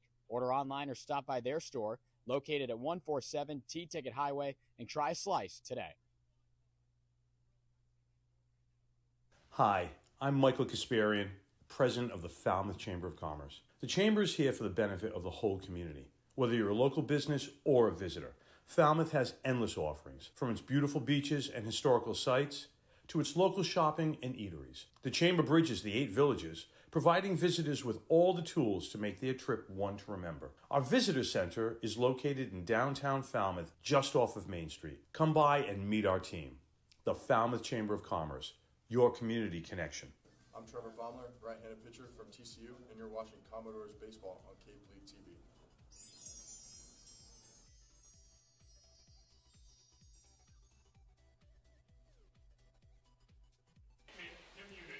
The Cape League All-Stars will shine once again on July 19th at Red Wilson Field in Yarmouth for the 2025 Cape Cod Baseball League All-Star Game. Don't miss an action-packed day of All-Star Day festivities. Buy our tickets today at capecodbaseballstore.org. That's capecodbaseballorg.org. Back here at Gov Fuller Field against the Harbor Hawks. We'll go 9-1-2 in the Falmouth lineup as they try to chip away at a 5-run deficit. The Harbor Hawks doing what they've done all year long, looking for win number 6 for the first 9 games of the year. The first pitch comes low to Newstrom. They are sitting at 5-2-1 through their first 8 games. And you take a look around the league, Ben. How about this? The Katuitt Kettleers, who are 1-7 coming in against the Brewster Whitecaps, were originally 6-2. Katuitt picks up a 6-2 win. So all of a sudden, Hyannis and the Harbor Hawks can hold on to a win here today. They'd be the top team on Cape Cod now. They'd sit at 6-2-1 as Brewster drops to 6-3. Newstrom hits one to the moon. Willits has no problem with it for out number 1. That's a huge early win as well for the Kettleers. It's so interested to see how things will play out once you get to the middle of the year, especially back end of the year. One of the biggest things we've talked about is these lineups, these rosters will be totally different. Game 30, game 20 even.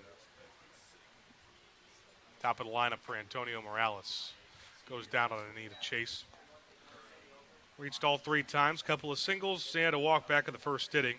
Betters his .259 batting average coming into this game and puts him in sole possession of the Hits King title for this Falmouth team through the first 9 games. A stolen base to add on to that single back in the 3rd inning, but eventually got stranded. Obviously, you see the no runs for Falmouth yet today. This would not be the first time the Commodores have got shut out this season. Fastball left above the zone. 4-1. They got shut out in game 3 of the year against Harwich. Scored only 1 on that trip to Wareham back on Saturday. Strike at the knees to Morales.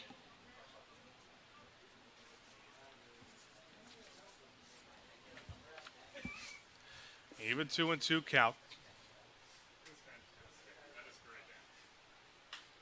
That one, again, sent towards shallow center. It'll drop in for another base hit. Morales has got himself his second 3-hit day of the year. He's now 3 for 3, reached all 4 times. And a runner on with 1 out for Mike Anu. Commodores have 3 hits on the day, or 5 hits on the day, 3 of them via Antonio Morales.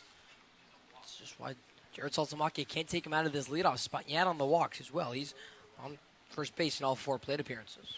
The other 2 are both coming towards the bottom of the lineup. The 7-hitter, Carl Schmidt's got 1. Chris Newstrom, the 9-hitter, has 1 as well. Mike Anu's an 0 for day. It's that whole 2 through 6 in the Falmouth lineup. Really, the heart of the lineup is struggled. New 0 for 2, did reach on a walk back in the 3rd. 2 through 6, 0 for 12 today thus far. Morales faked towards second and will have a longer run to get back to first, but he does so anyway on a nice throw from Lackey behind the plate.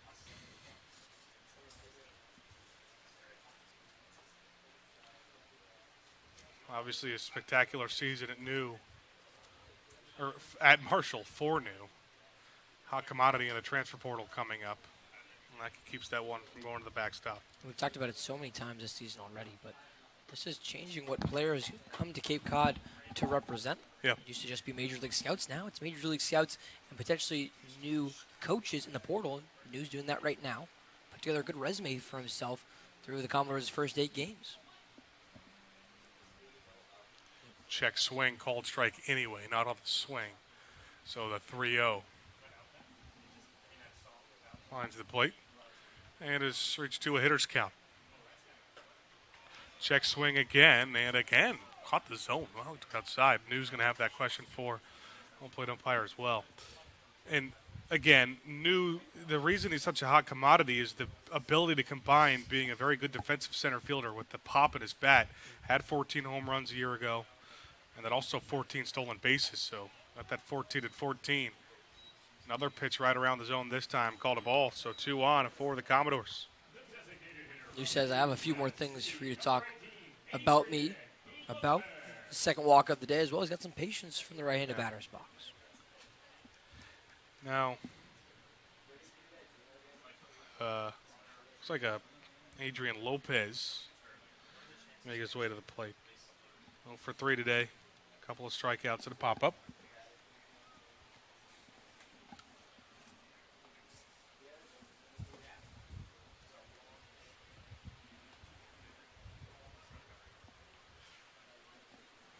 Lopez playing designated hitter today because, obviously coming back from that injury, but another guy who could play both the infield and the outfield. He started at shortstop first game of this Falmouth Commodores season.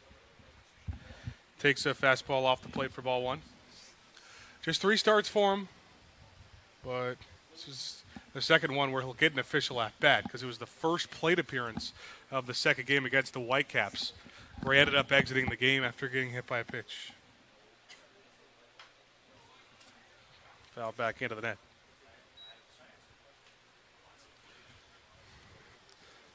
Go to broadcast booth, being pretty Big Ten heavy. Lopez is a Big Ten player and a USC team that had a roller coaster season in the Big Ten, but it was against the Indiana Hoosiers in Game 3, a rubber match against Indiana in Bloomington, where the USC was down by 9 in the 6th inning. They came back and won. Adrian Lopez was a big part of that game, and he points to that game as being one where they really were able to springboard and go back to being on the right side of the bubble. They were a member of the last 4 in the NCAA tournament before making some noise and making the regional final in the Corvallis Regional. A real season changer, Lopez said it was for the Trojans. Yeah. Team well represented on Cape Cod this summer. 2-1, way out in front. Actually caught a piece, leaving it up. That was one of the craziest games. I was actually on the call for that game for Indiana Radio. One of the crazier baseball games I think I've ever called. There are a lot of USC guys, especially for a team from the West Coast, here on Cape Cod. We've seen Avery Covarrubias a couple of times.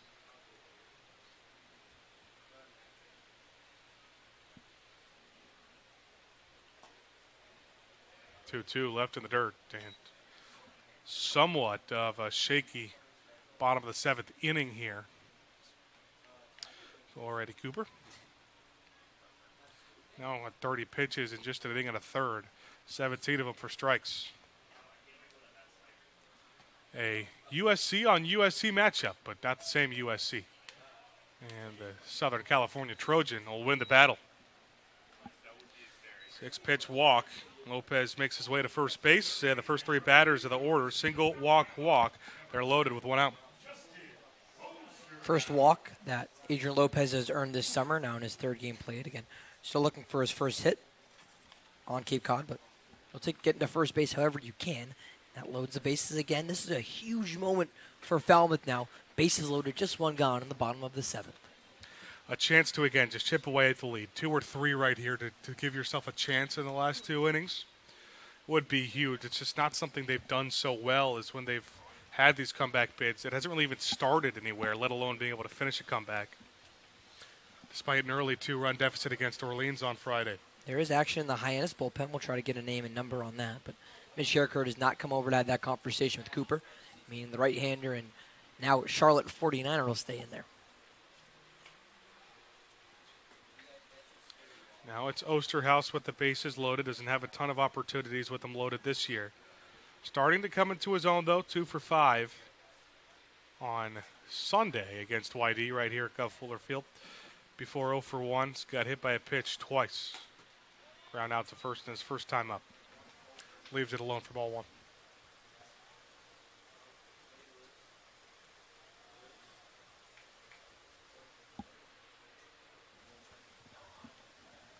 We've seen him play 3 positions in the infield so far this year, second, short, and third. Fastball left off the plate again.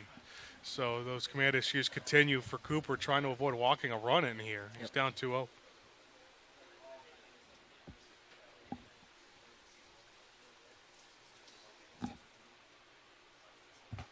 Big swing and a miss, a 2-0 green light at Justin Osterhaus. Almost swung out of his helmet. We've seen a couple of really big swings from him. Still looking for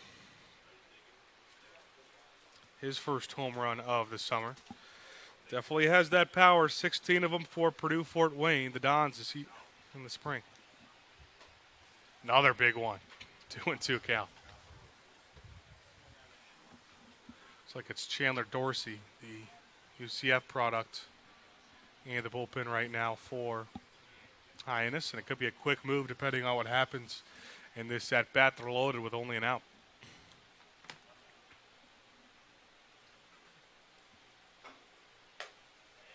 Nice ball left off a plate. We've run full for Osterhaus, who had 37 starts his freshman year. That was 5th in the conference at batting average at .355.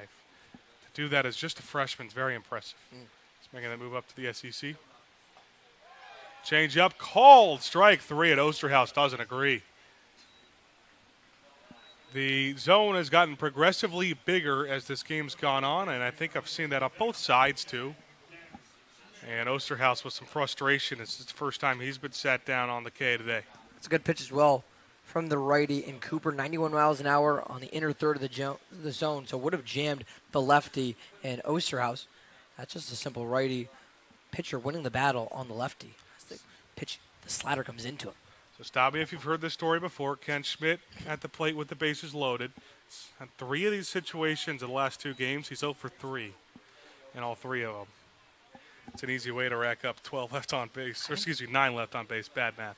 I don't think I've seen such a concentrated stat for one player, one position so often in a 2-game span.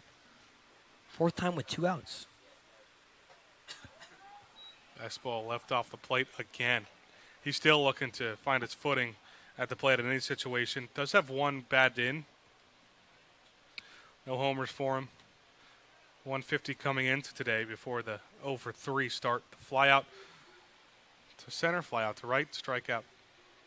2-0, hit hard, and he finally comes through. Hit through the right side. Easy scoring is Morales. News going to come around as well. A 2-out, 2-run single for Ken Schmidt. And Falmouth starting to chip away a little bit. RBIs number 2 and 3 for the Georgia Tech first baseman. You can see the relief from him as well as he stands into first. As Lopez gets all the way to third base. And now the game-tying run will come up to the plate. And that's going to prompt a move for the Harbor Hawks. Commodores not dead yet. I'll have an opportunity with 2 outs and 2 on for a new pitcher on the other end of the break on Cape League TV. Introducing Open Cape, the local nonprofit internet service provider in this region. Open Cape's fast and reliable network is 100% fiber optic, providing affordable internet connectivity. To learn more, visit opencape.org and always speak with a live Open Cape representative. Open Cape, providing choice and competition for your home or business and the official internet provider of your Falmouth Commodores. We are Open Cape.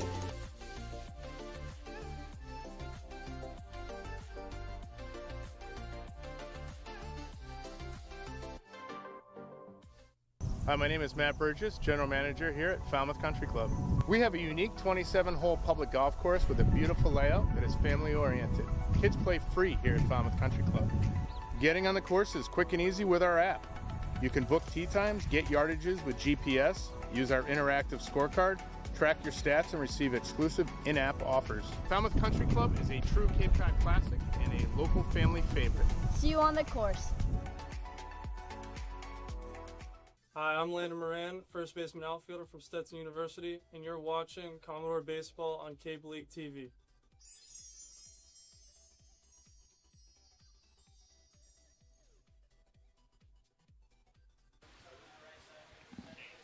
Sticky situation for Chandler Dorsey to step his foot into. Runners on first and third with two outs and a 3-run lead at the bottom of the seventh inning here at Gov Fuller Field. Just making his second appearance, sitting in the third his last time out. He struck out 3. The LSU Tigers got a whip south of one of the better arms in this Hyannis bullpen. So it's going to be power on power here as Landon Moran will be the one in the game-tying run at the plate. Just before the break, a 2-run single for Kent Schmidt to give the Commodores their first 2 runs of this ball game and chip away a little bit at that lead. And you see for the first year LSU Tiger after his transfer over from the University of South Florida. It's his first year at LSU, but second year on Cape Cod, Ben. He had 3 appearances for this Harbor Hawks team summer ago, going 8 1/3 innings, and did not give up a run. Has not given up a run his only other appearance so far this summer. So that's 9 2/3 innings pitched on Cape Cod across the last 2 summers, giving up just a total of 3 combined hits and no runs. Yeah, an interesting development or an interesting transition for him. He started as the USF closer in the American Athletic Conference, where he was dominant. He was great. Named one of the best transfers of the portal after he entered the portal before committing to LSU. He was 2-1 with 8 saves, sub-4 ERA, and he had 40 strikeouts, batting average against him just 180. And he moved to LSU. He was kind of unsure what his role was going to be. Really didn't get a ton of appearances for LSU. Just 5, all of them in relief, and all of them, 2 innings or less. In fact, only one of them, we want multiple innings, had 2 innings against North Dakota State. Other than that, pitched against some midweeks and 1 inning or less appearances. First to third, 2 outs. Commodores down by 3. Landon Moran takes a first pitch strike at the knees of the inside part of the plate for strike 1. Yeah, Dorsey's just a right-handed reliever closer through and through. Since high school, that includes USF, 2 summers in Hyannis, and LSU. 58 games now, just 1 start for the Harbor Hawks last season across that whole tenure. Nice ball up and away. A lot of times you'll see teams start to use their closers or someone who's got that closer mentality. And a situation like this, where this might be the toughest part of the lineup of the rest of the game for Hyannis, the biggest opportunity for Falmouth, depending how the next couple innings go. Big swing and a miss there for Moran. He was looking for his second home run of the summer.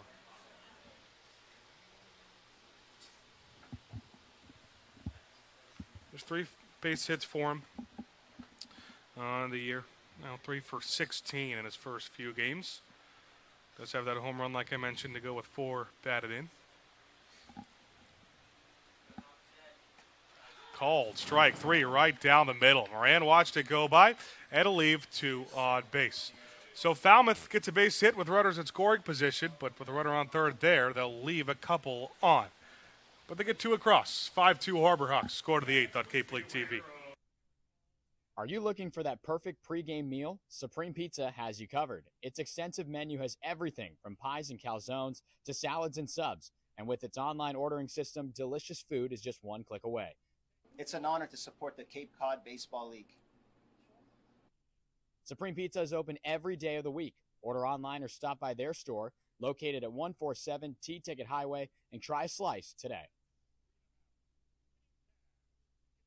Hi, I'm Michael Kasparian, president of the Falmouth Chamber of Commerce. The Chamber is here for the benefit of the whole community. Whether you're a local business or a visitor, Falmouth has endless offerings, from its beautiful beaches and historical sites to its local shopping and eateries. The Chamber bridges the 8 villages, providing visitors with all the tools to make their trip one to remember. Our visitor center is located in downtown Falmouth, just off of Main Street. Come by and meet our team. The Falmouth Chamber of Commerce, your community connection. I'm Trevor Baumler, right-handed pitcher from TCU, and you're watching Commodores Baseball on Cape League TV.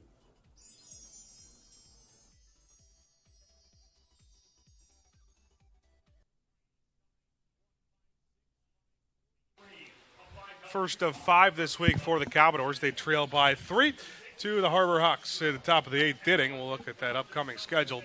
Not a long break before playing the Harbor Hawks again on Saturday, but they'll go to Bourne tomorrow. A couple of home games this weekend around that rematch with the Harbor Hawks. They'll play both the Mariners and the Anglers for the second time this season. First look at the Bravos. We'll make that trip to Durham Park tomorrow. Man, July 4th is already here before you know it, with the 2-game set against the rival Katuitt Cavaliers on July 3rd, July 4th.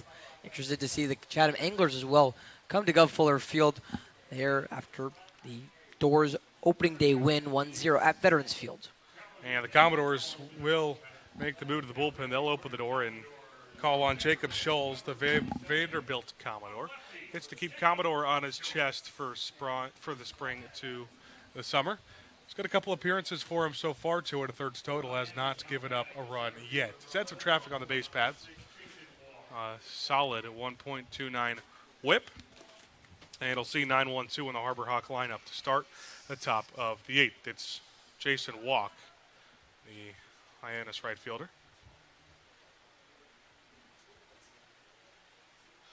Dion righty matchup to start things off.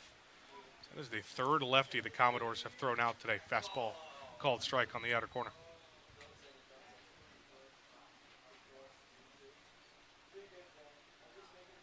One of the many lefties in that Vanderbilt bullpen as well, used mostly as a reliever. Changeup almost caught him inside. Made his college debut against Nebraska, though. All right, through a couple of innings. Heading into his junior year now. Just 5 2/3 innings total in that sophomore season. He puts Walk ahead of the count 2-1. 6 appearances, only 1 against an SEC opponent. It came in Oxford against Ole Miss. He threw just 1/3 of an inning, got 1 out, and his only batter faced. Didn't give up a base runner. Gets walked, swing through a fastball. Biggest question for Scholes is he the best athlete even in his family? Yeah, I don't know. Dad Jeff played football at Yale. Mom Ellen played volleyball at Baylor. He's got 2 brothers, Eric and Emerson, who run track at Princeton and Rice, respectively. Very good schools in there, too. I mean, this screams smart family. That one fouled off down the first baseline. Obviously, you get the Ivy League schools, Yale, Princeton, but some of the best schools that aren't Ivy League schools, too, with Vanderbilt and Rice. I say, Jack is no slacker academically either with Vanderbilt. Even 2-2 count now to Walk. He's reached all 3 times today. Couple of singles. I reached on to Walk his first time up. Beautiful breaking ball called. Strike 3. His first strikeout of the game, but the first time Walk has been set down. Between Scholes for Falmouth and then what we just saw at Chandler Dorsey for Harvard, it's back-to-back strikeouts to end the top of the 7th, begin the top of the 8th, where that breaking ball at 70-72 just slows down beautifully for a backwards K. And look at a first look with Scholes against the top of the lineup with Ryan McKay coming up to the plate. When he's had runners on today, 2 for 2. When he hasn't, he is 0 for 2. To pop up at a strikeout. Now an RBI single, RBI double at both the 4th and the 6th innings. 2 batted in. So almost a difference in this game with him at the plate. Called strike at the knees for the lefty. It's a Harbor Hawk lineup that is changing every single day. Very rare to see more than 3 or 4 guys in the lineup. Same day from yesterday to today. We've talked about it with the Commodores. Getting less and less like that. You'll definitely see maybe the bottom 4 spots, bottom 3 spots change. But it's getting hard to leave guys like Antonio Morales, Micah New, Justin Osterhaus out of that lineup. Kent Schmidt broke through with that single there. They really want him to be a big part of it. 1-2 with that same pitch. And lefty McKay got a piece. And when you're Jared Saltzlamach, you're writing down the lineups now for Falmouth. There's so many things to consider of the balance between how do you make sure that those hot bats, like a Morales, get into the lineup while consistently still trying to get those bench pieces at bats on a weekly basis. That's a good point. 1-2 pitch comes home and low into the dirt. Falmouth, their first 2 runs back in the bottom of the 7th. Hyannis has kind of scored in all different spots. 2 at the top of the 1st And they went quiet for a couple innings before getting one more in the fourth, and then one of the fifth and the sixth as well, or sixth and seventh rather. Jam shot, shallow center field. That's going to drop in for a base hit. 3 straight hits, actually. Try to test it towards second, still count as a base hit. Single, try to stretch it into a double, but a nice throw. And it's center field for Micah New. Talk about his offensive and defensive abilities. McKay getting a little testy. He's got 3 base hits on the day, but 2 outs in the inning. Yeah, that sounded like a clear 1-out single for the Spartan and Ryan McKay. I put my head down to right at the scorecard as a single. Look up. He's running towards second. Micah New did not flinch, though, in center field, working towards his right, delivered a strike to Carl Smith at second, and McKay did not even try to slide over into scoring position. I think he knew pretty early on that he made the wrong decision. 2 gone, though, in the top of the 8th. Nobody out despite that single. And a nice location on the outer part of the zone, called strike. Trackman has that as about as perfectly you can have it on the outer part of the plate. To the new 2-hitter, Hayden Federico. He's 1 for 3 today, kind of an opposite trend as McKay. Swing and a miss. McKay goes 0 for 2, then 3 for 3, and his next 3 at-bats. Federico a double in the first inning, but strikeout, ground out to short ever since. Rising sophomore from West Monroe, Louisiana. A lot of SEC in this game. Scholes on the mound. And Federico at the plate from Ole Miss. Slow grounder back at Schultz. At a 1-2-3 inning that saw a single, but a nice defensive play by New to get out of it. Commodores will try to build off that 2-run bottom of the 7th when they go to the bottom of the 8th. Right here at Go Fuller Field on Cape League TV. Introducing Open Cape, the local nonprofit internet service provider in this region. Open Cape's fast and reliable network is 100% fiber optic, providing affordable internet connectivity. To learn more, visit opencape.org and always speak with a live Open Cape representative. Open Cape, providing choice and competition for your home or business and the official internet provider of your Falmouth Commodores. We are Open Cape.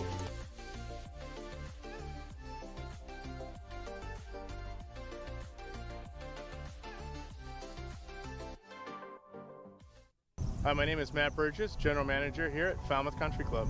We have a unique 27-hole public golf course with a beautiful layout that is family-oriented. Kids play free here at Falmouth Country Club. Getting on the course is quick and easy with our app. You can book tee times, get yardages with GPS, use our interactive scorecard, track your stats, and receive exclusive in-app offers. Falmouth Country Club is a true Cape Cod classic and a local family favorite. See you on the course. Hi, I'm Landon Moran, first baseman outfielder from Stetson University, and you're watching Commodore Baseball on Cape League TV.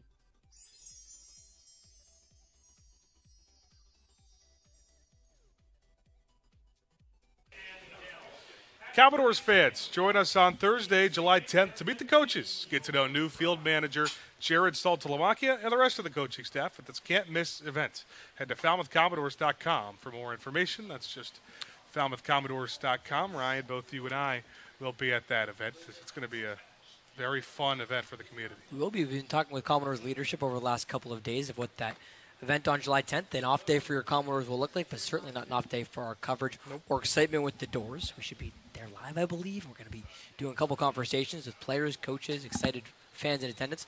Should be a good day on July 10th. Hyannis decides to stick with their hard-throwing righty, Landon Dorsey. And you'll see more to the bottom of the lineup now as we get to 7, 8, 9, the bottom of the third, with the bottom third of the lineup with Carl Schmidt now in the bottom of the 8th inning. Schmidt responsible for one of the 6 base hits today for the Commodores. He had a single back in the 4th. That was a 2-out single and eventually got stranded there. First pitch comes in low to him. Cal Berkeley Bear.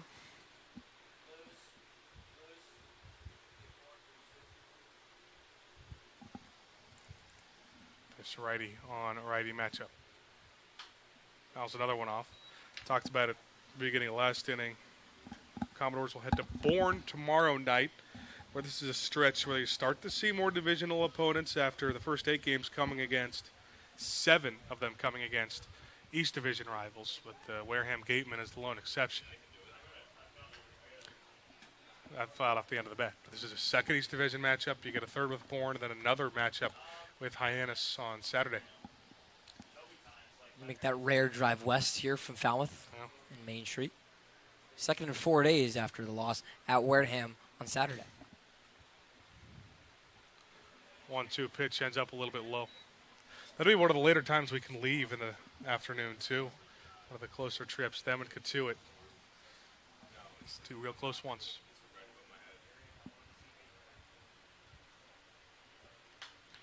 Schmidt fouls off the 2-2 pitch. Another guy we've seen some really good at-bats from. Heading into his redshirt sophomore season at Cal. Was a decently big prospect out of high school. Number 103 nationally, or any position or any state. For committing to Texas A&M and Aggie land. It takes a 2-2 low. It was really interesting to hear from Schmidt preseason about that move to Cal and Cal's move into the ACC at the same time. He's saying, yeah, you have to structure your classwork, get your homework done in a different way. Just make sure you're on top of everything as he's on top of that pitch. Second base hit of the day, right back up the middle, just over from the glove of Ryan McKay. So Carl Schmidt starting to figure it out. He's .333 batting average coming into the game and 2 for 4 today. Might have a bid to work him towards the top of the lineup. And the leadoff man is on here for the Commodores. They're all singles, but you'll take a second consecutive 2-hit performance for Carl Schmidt. He's got 4 singles across his last 2 games. And someone who's been a consistent fixture in the bottom third of the lineup, batting 7th here. Maybe he could start as early as at Bourne tomorrow, in which Jared Saltzlamakia rates his name a little bit higher. Just keeping it simple, keeping the ball on the ground. Finding the gaps. Now it's the transportal catcher, Mark Quattrani. Almost threw it to the backstop, but a lot of range behind the plate from Lackey.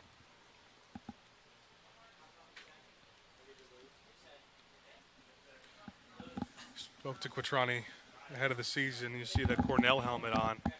Just how difficult it is to play in the Ivy League and how the importance of starting hot. Play less than 40 games in Ivy League, those Ivy League teams, because they don't like to travel a lot. They're not playing as many midweeks. You know, maybe only a 2-game series as opposed to 3 because they don't want to play on Friday. Usually they'll play a doubleheader instead. But I think, you know, obviously the structured schedule, you see maybe a little decrease. The biggest thing, though, is especially you and I know being in the Big Ten and getting some crappy weather a lot of times. So many games get canceled and had to be rescheduled, and you're playing awkward Monday games or having to go early on a Thursday. They just don't have the freedom to do that for the Ivy League school because they don't want to miss those classes. You just mentioned Carl Schmidt going to play at Cal, but having the ACC weekend games across the country.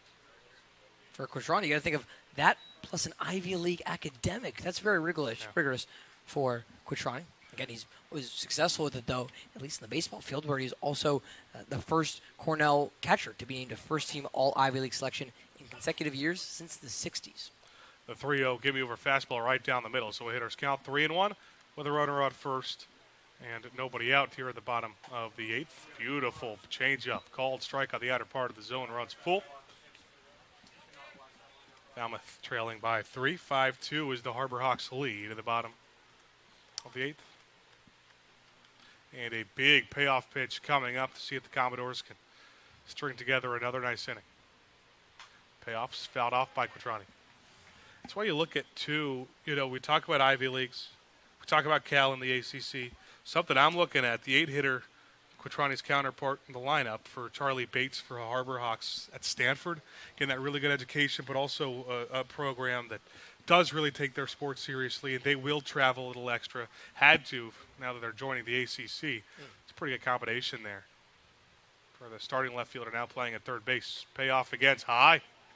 A single and a walk to start things off for the 7 and 8 hitters in the lineup for the Commodores. And for the second straight inning, the Doors bring the game-tying run up to the plate. It's in the form of 9-hitter Chris Newstrom, who's 1 for 3 today. Just the second time tonight across 8 innings we've seen 2 straight Commodores get on to start an inning. It's at a big moment now after the Doors played at 2 in the bottom of the second. One swing on the bat for Chris Newstrom. Could tie this game up at 5 now. And we will get a mound meeting as that's the day for for Mark Quattrani, a pinch runner, as a mound meeting just between Hyannis pitching coach and his battery duo, Lackey, Dorsey at the mound. We've seen Andrew Williamson, the outfielder from UCF, come in as a replacement for Hyannis. Now it's another UCF Golden Knight who comes in for Falmouth to replace this time. It's going to be John Smith running for Mark Quatrani at first. The new member in Orlando for UCF after transferring over for South Alabama's got a lot of speed. Runners at first and second with nobody out. Falmouth trying to string together a pretty good inning and try to at least chip away even more, even have a chance to tie it. Or the Tennessee Volunteer.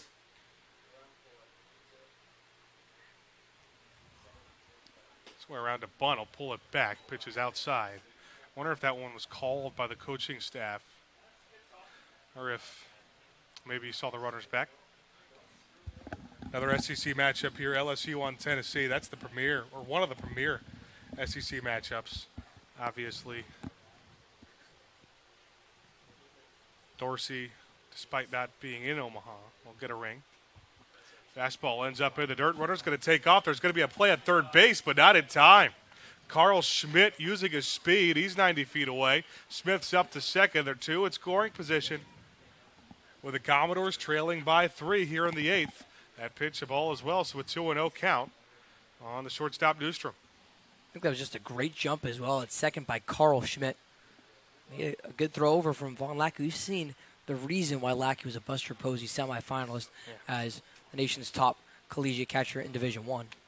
Made that play close, but Schmidt slides under it. Newstrom has 1 RBI on the season. He's looking for multiple. Called strike right at the bottom part of the zone. Beautiful location for Dorsey. That's when Dorsey's at his best, is just painting corners and getting backwards Ks. He has the 1 strikeout to Osterhaus back in the 7th that was looking. His only strikeout today. As he really hasn't had his best stuff, as he can still get out of this, but just a third of an inning so far officially for him. One's off the plate.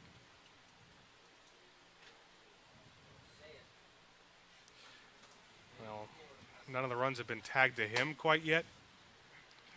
Did give up the 2-run single. And the 3-1 hitters count for Newstrom.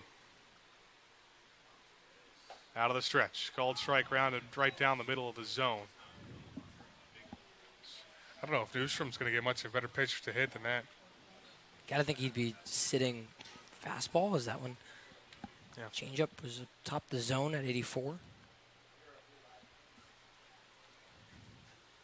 First baseman Bailey's playing a bit in, almost in the infield grass, a little in at third base is Bates. Payoff, cut on and missed. And a huge strikeout with runners on second and third for Dorsey.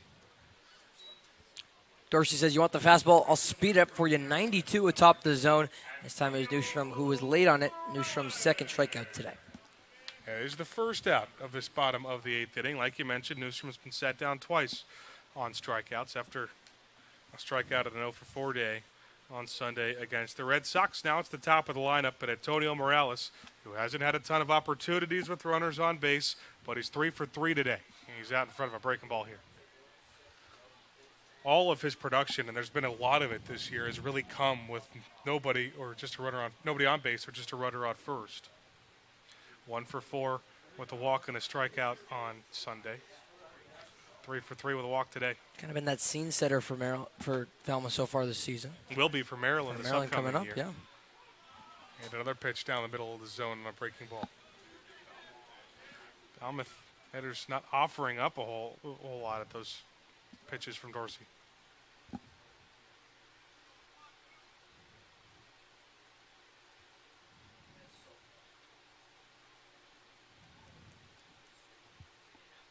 That hit him. Oh, that's a hard thrown fastball right at the shoulder of Morales. You could hear that one. And it'll reach first. 91 miles an hour on the fastball, too. A lot of the hit by pitch today have been slower breakers, but that one, nothing of the sort. And the bases are now juiced for Falmouth's best home run hitter in Micah New. And that'll be it for Landon Dorsey. Big spot for Falmouth, game-tying run on base with an out in the bottom of the 8th, and New at the plate. They'll face a new arm out of the Hyannis bullpen on the other end of this break on Cape League TV. Introducing Open Cape, the local nonprofit internet service provider in this region. Open Cape's fast and reliable network is 100% fiber optic, providing affordable internet connectivity. To learn more, visit opencape.org and always speak with a live Open Cape representative. Open Cape, providing choice and competition for your home or business and the official internet provider of your Falmouth Commodores. We are Open Cape.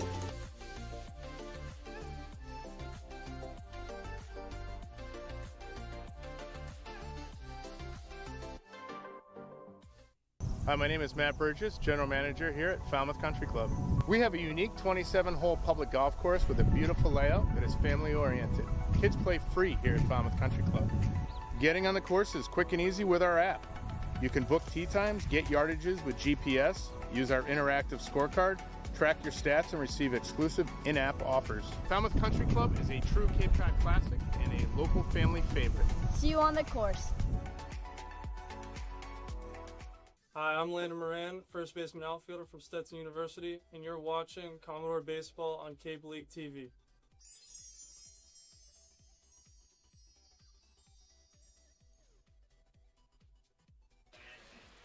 Harbor Hawks will throw out another junior right-hander, this time Ryan Speciak from Stanford. Talked about Stanford a little bit with Hyannis' now third baseman Charlie Bates. Speciak played his baseball in the ACC a season ago and made 17 appearances, 5 of those starts in his freshman year back in 2024. And 2025 saw 21 appearances, mostly out of relief though. Just one start for him, and he was used at that back end as a bullpen guy, sort of a closer type role, at a 5.3 ERA for the Cardinal. This is why that off day league-wide on Monday yesterday becomes so important, as he's now the 5th pitcher utilized by Mitch Carricker and the Harbor Hawks. And Commodores have countered with 4 pitchers of their own and some more action with Jack Schulz after just having a good first inning still in the Commodores bullpen. Bases are juiced for the Commodores, and Mike Canoe has been quiet today, but has reached a couple times on a couple of walks. Has an opportunity to chip away at the lead, tie the game, potentially take the lead with one of his big league swings. He's got 3 home runs on the year. Only 5 RBIs to go with those 3 home runs, though. Speciak, someone who has very good velocity on the fastball.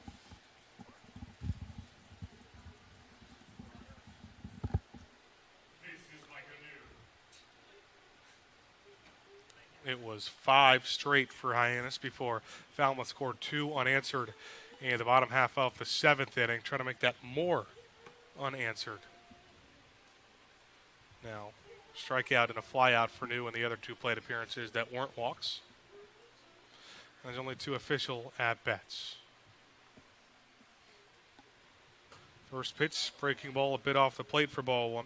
Schmidt stands at third base. John Smith, the pinch runner, at second. And Antonio Morales got hit by a pitch. He stands at first base. This inning's gone single, walk, strikeout, and hit batsman. 1-0 pitch off the plate for ball 2. Seems like a pretty good time to remind everyone at home, too, that Mike Canoe in the right-handed batter's box tied for the Cape League lead with 3 homers on the year. He's tied with Chris Rembert, who was a Hyannis Harbor Hawk. We were talking about him, the Auburn Tiger, trying his hand at Team USA. And A.J. Soldier, who homered with YD the other day against the Commodores. 2-0 pitch, beautiful location at the bottom part of the zone at outside quarter, called strike 2. Check that, strike 1. 2-1 count. Still just 1 out of the inning, sacrifice situation, but if you're Falmouth, you need a little bit more than just that 1 run. At some point, you'll have the bottom of the 9th to work with 2. And New swung through a fastball in the outer part of the plate, brought him to the other side of the plate. And you wanted to send that one over the Go Fuller Field scoreboard in left center field. So, home run swing that would have taken the lead here for the Doors. Should he have gotten a piece and got it out? What he's trying to do, but trying to just defend with 2 strikes now. And the 2-2 pitch goes outside. A huge payoff pitch coming. And power on power matchup from Speciak to Mike Canoe. Biggest pitch in this game, and one of the biggest pitches so far through 9 games in the Commodores season, right here. Commodores trying to avoid going 3-6, and New swung through, strike 3. Left that up in the zone, maybe a little bit too high for New to bring his hands all the way around. And runners stay put. The second out of the inning recorded by Speciak. Just a great place pitch by Speciak. 91, top of the zone, inside on the right. He knew. Big moment. That's one there by the rising junior from Stamford.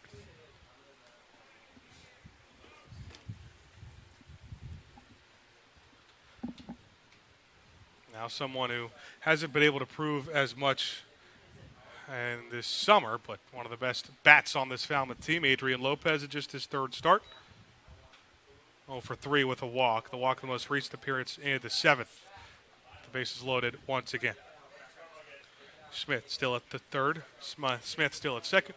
Morales still at first base.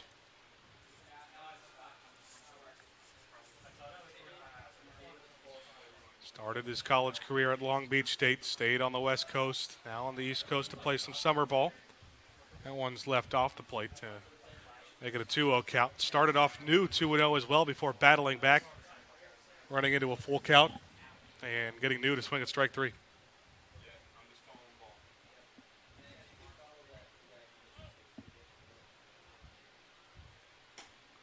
Called strike on the outer part of the plate. Everything is on the outside corner besides that strike 3, specifically to these righties. And Speciak's doing a pretty nice job. We talked about, got a lot of appearances, 21 appearances out of the bullpen. He was someone who a lot of times would pitch multiple times in a weekend. 2 appearances against Wake Forest, ball low, to give Lopez a hitter's count. And those starts against Wake Forest, too, or appearances rather, not starts, but 2/3 of an inning scoreless, and then a full inning scoreless the next day. 3-1, fastball outer part of the plate. Adrian Lopez on his way to first. He'll have to get back to the batter's box. Stress at an all-time high and back-to-back at-bats. So the base is loaded. Counts have run full with Falmouth power hitters. Speciak trying to leave them loaded to the bottom of the 8th. Falmouth down 3. 5-2 Harbor Hawk lead. Lopez at the plate. The payoff. Runners take off, and Lopez fouls it off the end of the bat. Huge spoil away there for Lopez after the called strike earned by Speciak. We'll do it again with 3-2, 2 outs. Claps starting to come from the stands. See a lot of Commodores fans out and about here in the bottom of the 8th. Runners will take off on the pitch. We'll try the payoff again. Cut on and missed. Speciak, 2 big league strikeouts to New and Lopez to leave the bases loaded. Couple on with nobody out. Bases loaded with 1 out. No problem for the Harbor Hawks. And the Commodores have 3 outs to work with. Harbor Hawks will try to add on at the top of the 9th on Cape League TV. Hi, I'm Jim Murray, owner of Falmouth's historic Clam Shack, now Jim's Clam Shack. Gotcha. Located on scenic Falmouth Harbor, Jim's No, Clam so you're talking Shack about the score is of the Reds destination Yankees for game? the best seafood and sunsets on the Cape. We're open 7 days a week, so stop by for lunch or join us for dinner on the rooftop deck. Bring the entire family to try our wide selection of seafood and kid-friendly option. We deliver the freshest products to your plates daily. Jim's Clam Shack, proud supporter of the Falmouth Commodores.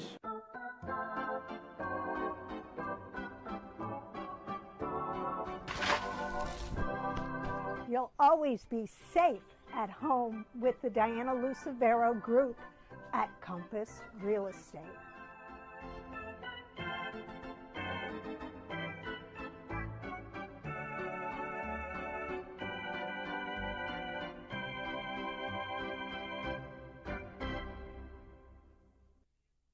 I'm Adrian Lopez. I'm an infielder from the University of Southern California, and you're watching Commodore Baseball on Cape League TV.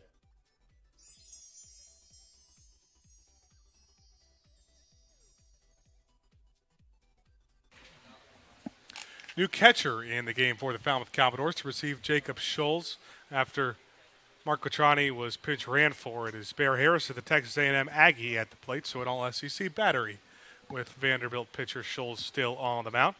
Try to make this a quick top of the 9th before Falmouth will try to tie things up, keep the game going in the bottom of the 9th. They had a prime opportunity in the bottom half of the 8th With the bases loaded and one out, a couple runners on with nobody out.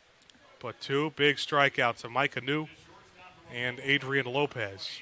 And it's 3-4-5 to try to add things on in the ninth for the Hawks. And after about as long as a half inning as you'll see, Ben, without a run coming across for Falmouth in the bottom of the eighth, makes you forget about the 3-up, 3-down inning that Scholes had in his first appearance. He had that single out to McKay, but McKay tried to turn a single into a double, got picked off there, so he was only facing the minimum for the Vanderbilt southpaw. Unconventional 1-2-3 inning, and got some weak contact on the ground out. Got a strikeout of the 9-hitter Jason Walk, and started a 1-1 count now for the 3-hitter Jackson Willits. One of the best hitters in all of the league, still looking for his first base hit on the day. Reached on a walk his first time up. And he brings that beautiful breaking ball in the bottom of the zone again. They say that Willits did not go.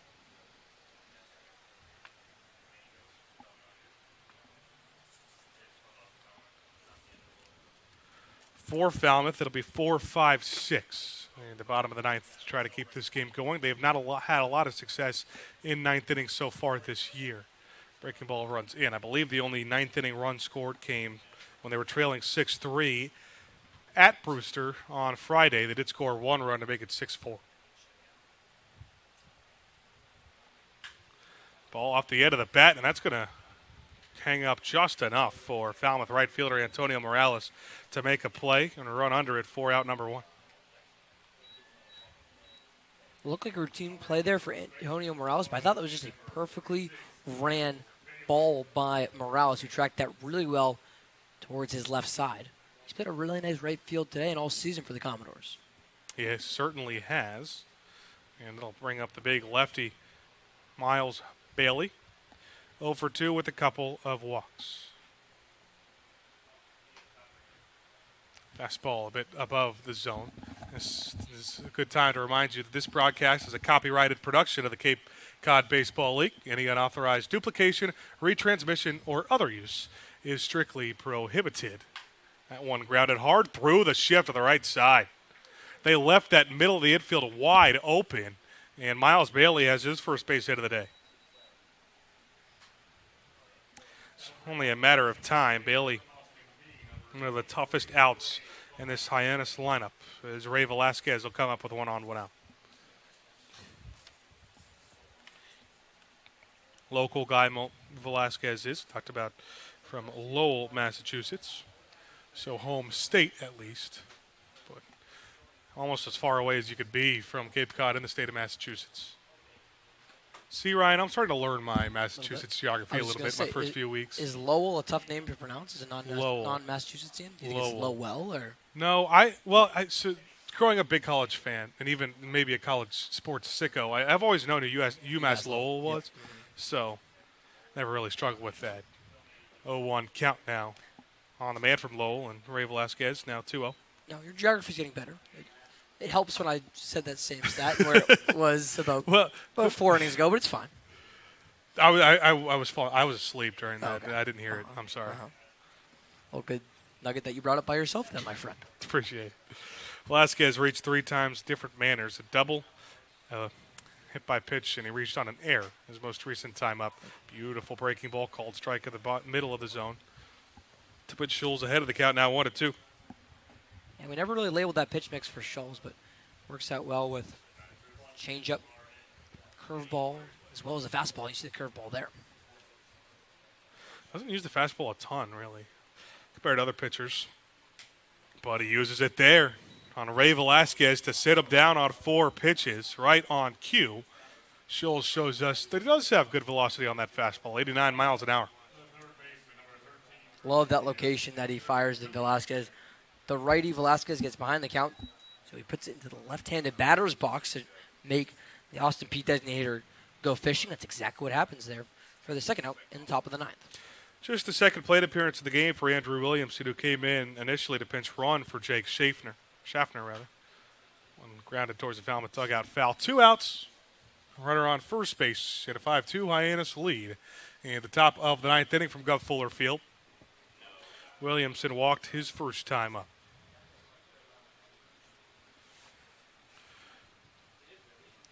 Scholes came in to start things off in the 8th inning.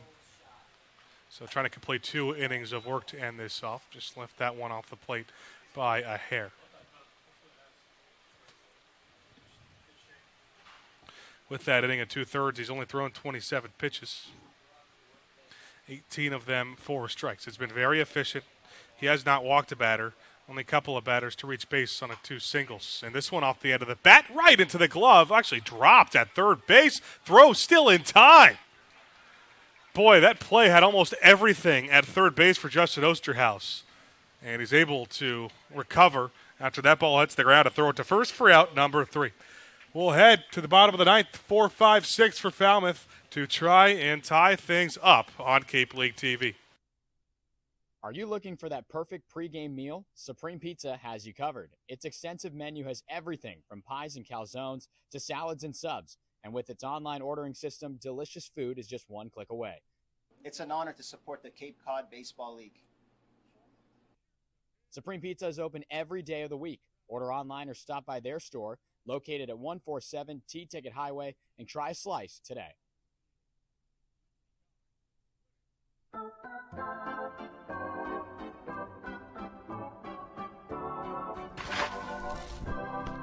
You'll always be safe at home with the Diana Lucevero Group at Compass Real Estate.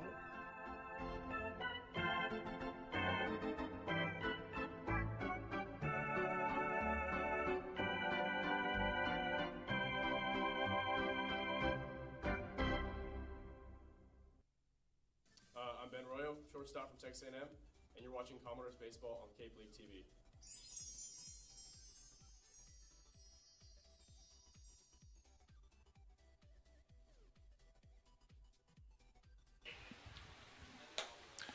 Hyannis Harbor Hawks will try to close things out against the Falmouth Commodores to pick up their 6th win of the young season and move into first place of this whole Cape Cod Baseball League after the Brewster Whitecaps fell today. 2 losses and 1 tie for the Harbor Hawks on the season. Middle third of the Falmouth lineup to try to keep things going. Ben Haller alongside Ryan Martin as Falmouth tries to keep this alive.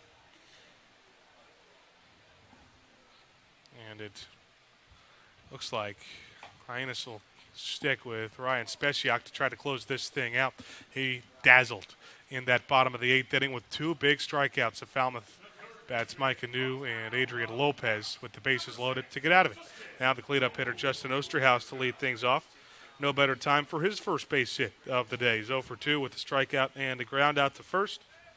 He's been plunked a couple of times in back-to-back innings in the 4th and the 5th. Middle third of the order, as you mentioned, between Osterhaus, Schmidt, and Landon Moran. Should there be no pinch hitters? Those 3 have gone 1 for 10 so far today. But that one single was a big one. It was a 2 RBI single for Kent Schmidt in the 7th. That's how the Commodores have plated both of their runs. Osterhaus leaves a slider off the plate a little bit for ball 1. The lefty middle infielder's got a lot of pop. That's ball bit off the plate again, 2-0. That's the interesting thing. We talk so much about Mike Anu in a position that you don't necessarily see a lot of power. Having a lot of power, Osterhaus is kind of the same thing. He plays anywhere on the infield. He can play third, but kind of labeled as a middle infielder. He's got a ton of power. 2-0, fastball off the plate again. Both of those very coveted guys at the portal. Osterhaus already committed to Bama. Osterhaus still looking for his Cape League opening home run, but see how aggressive he's been taking the most recent plate appearances. Speciak yet to give up a home run this summer. And to get me over fastball in the top half of the zone, Osterhaus was taken all the way for strike 1. Of course, this is an at-bat where really your number 1 goal and only goal at this point is just to try to get on base, set the tone.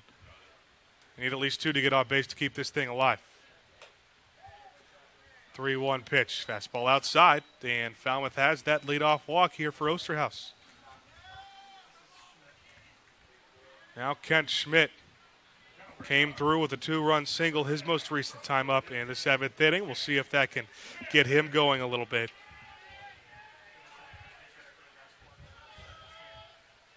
This is his 4th base hit of this summer season. 0 for 3 before it with a couple of flyouts and a strikeout. Game-tying run sits on deck with the Commodores trailing 5-2. Nobody out. Bottom 9 called strike down the middle of the plate, Heater Schmidt. It is Landon Moran on deck, so two of the Commodores' bigger power hitters with a couple natural first basemen in Schmidt and Moran. Actually looks like a pinch hitter for the Commodores. Kyle Morrison steps up on deck. Same thing stands out. We saw Morrison already hit one homer to his credit so far this summer. Breaking ball outer part of the plate makes it an 0-2 count. Ken Schmidt in a hole with nobody out and a runner on first. Speciak not really paying much attention to Osterhaus at first base. Most of his attention just at the plate of the 0-2 pitch. Schmidt drills into right. Williamson going back at the track and right in front of the fence grabs it. Osterhaus pretty far off second, and he gets back to first before that's overthrown. Thought about turning to second. Backed up by Lackey. And Schmidt is just a few feet away from a couple home runs on the day. Yeah, I was going to say it's happened multiple times now for Schmidt. 89 miles an hour off the lefty's bat, and it goes 329.5 feet into right field. That one was right in front of the East End tap sign at the fence here at Gov Fuller Field. Schmidt, again, just maybe a little bit more inside and hit the barrel of the bat, and you could have a pair of homers today. The wind is doing virtually nothing. Great work for our camera crew, too, right now. That's not playing much of a factor. Heat, humidity, it's going to carry it a little bit now that it's died down with the nighttime coming. Also not going to play much of a factor. First pitch swinging on the ground, through for a base hit. Rounding second, heading to third as Osterhaus. And a pinch hit single standing at first base. It's Kyle Morrison. And the game-tying run will step up to the plate. Good piece of contact for Kyle Morrison. That's why you get the call in the dugout to pinch hit in place of Landon Moran. Now runners on the corners, and the game-tying run is at the plate. And this is not someone you're going to pinch hit for. Carl Schmidt's 2 for 4 today with a couple of singles. And one of them coming that led off the top of the 8th inning. He's the game-tying run. Doesn't have a home run yet this summer. Big swing and a miss for strike one. No home runs in the summer, but had 5 of them a season ago at Cal, so he has the ability, but that's not his bread and butter by any means. Was a .280 hitter with 7 doubles for the Bears last year. 0-1 pitch, foul back right into the net, and again, Speciak working his way ahead of the count to make it 1-2, or 0-2 rather.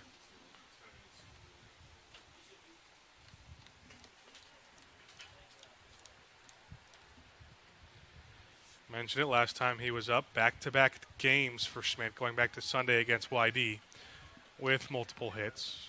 Said that a few times at Cal this year. Morrison off first base. Osterhaus off third, and Schmidt down on strikes. Speciak climbed the ladder. Schmidt chased, and the Harbor Hawks now just 1 out away from picking up win number 6 on the year as the Commodores. I'll go with Bear Harrison in Mark Quattroni's spot. He's not technically a pinch hitter because he came in as a defensive replacement to catch in Quattroni's spot for the pinch runner, John Smith. He still is the game-tying run. He also has a couple homers on the year. Both of them came against the Orleans Firebirds and Falmouth's second win on the year. Called strike on the outer part of the plate. Make it 0-1. Double-digit home runs for Texas A&M this past season. A lot of them coming in SEC play as well, facing an ACC arm at Speciak. No bigger would be than this one. If he can get a hold of one, that pitch left off the plate. The Commodores trailing by 3, 5-2, 2 outs, trying to avoid falling to 3-6 after a 2-8 start to last season. You get dangerously close to similar territory if you fall today. Even 1-1 count. Check swing, called strike. Speciak's 1 pitch away.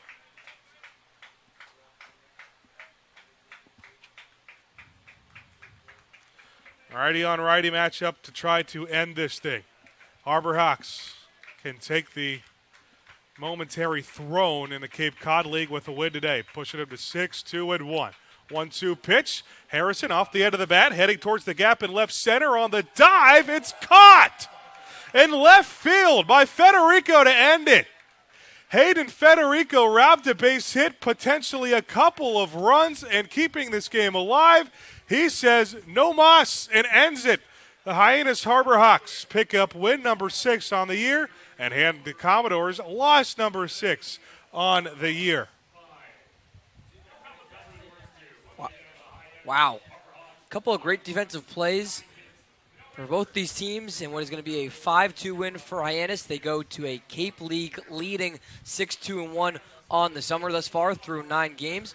And Federico, on a day where great defensive plays have not been at a premium, Federico makes maybe the most meaningful one. I think you're right. That could be 1 run or 2 runs. Instead, it's the end of the game with a 3-run Harbor Hawk win.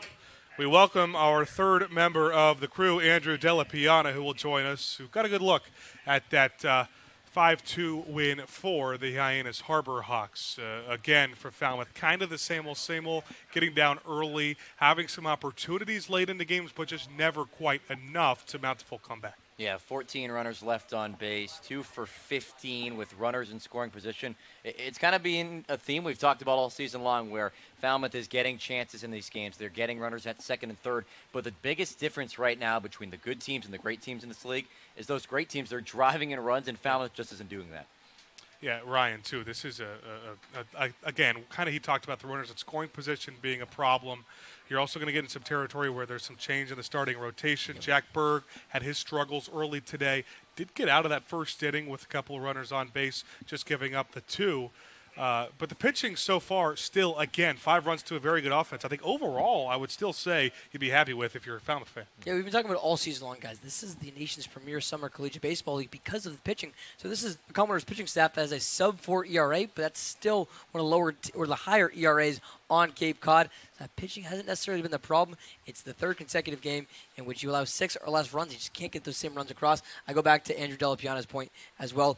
9 innings of baseball played by the Commodores today, and 6 of them, guys, they left 2 or more runners on base. They can't have that happen if you're going to come against a potent offense like the Hyannis team. Mm-hmm. Andrew, I'll leave you with this.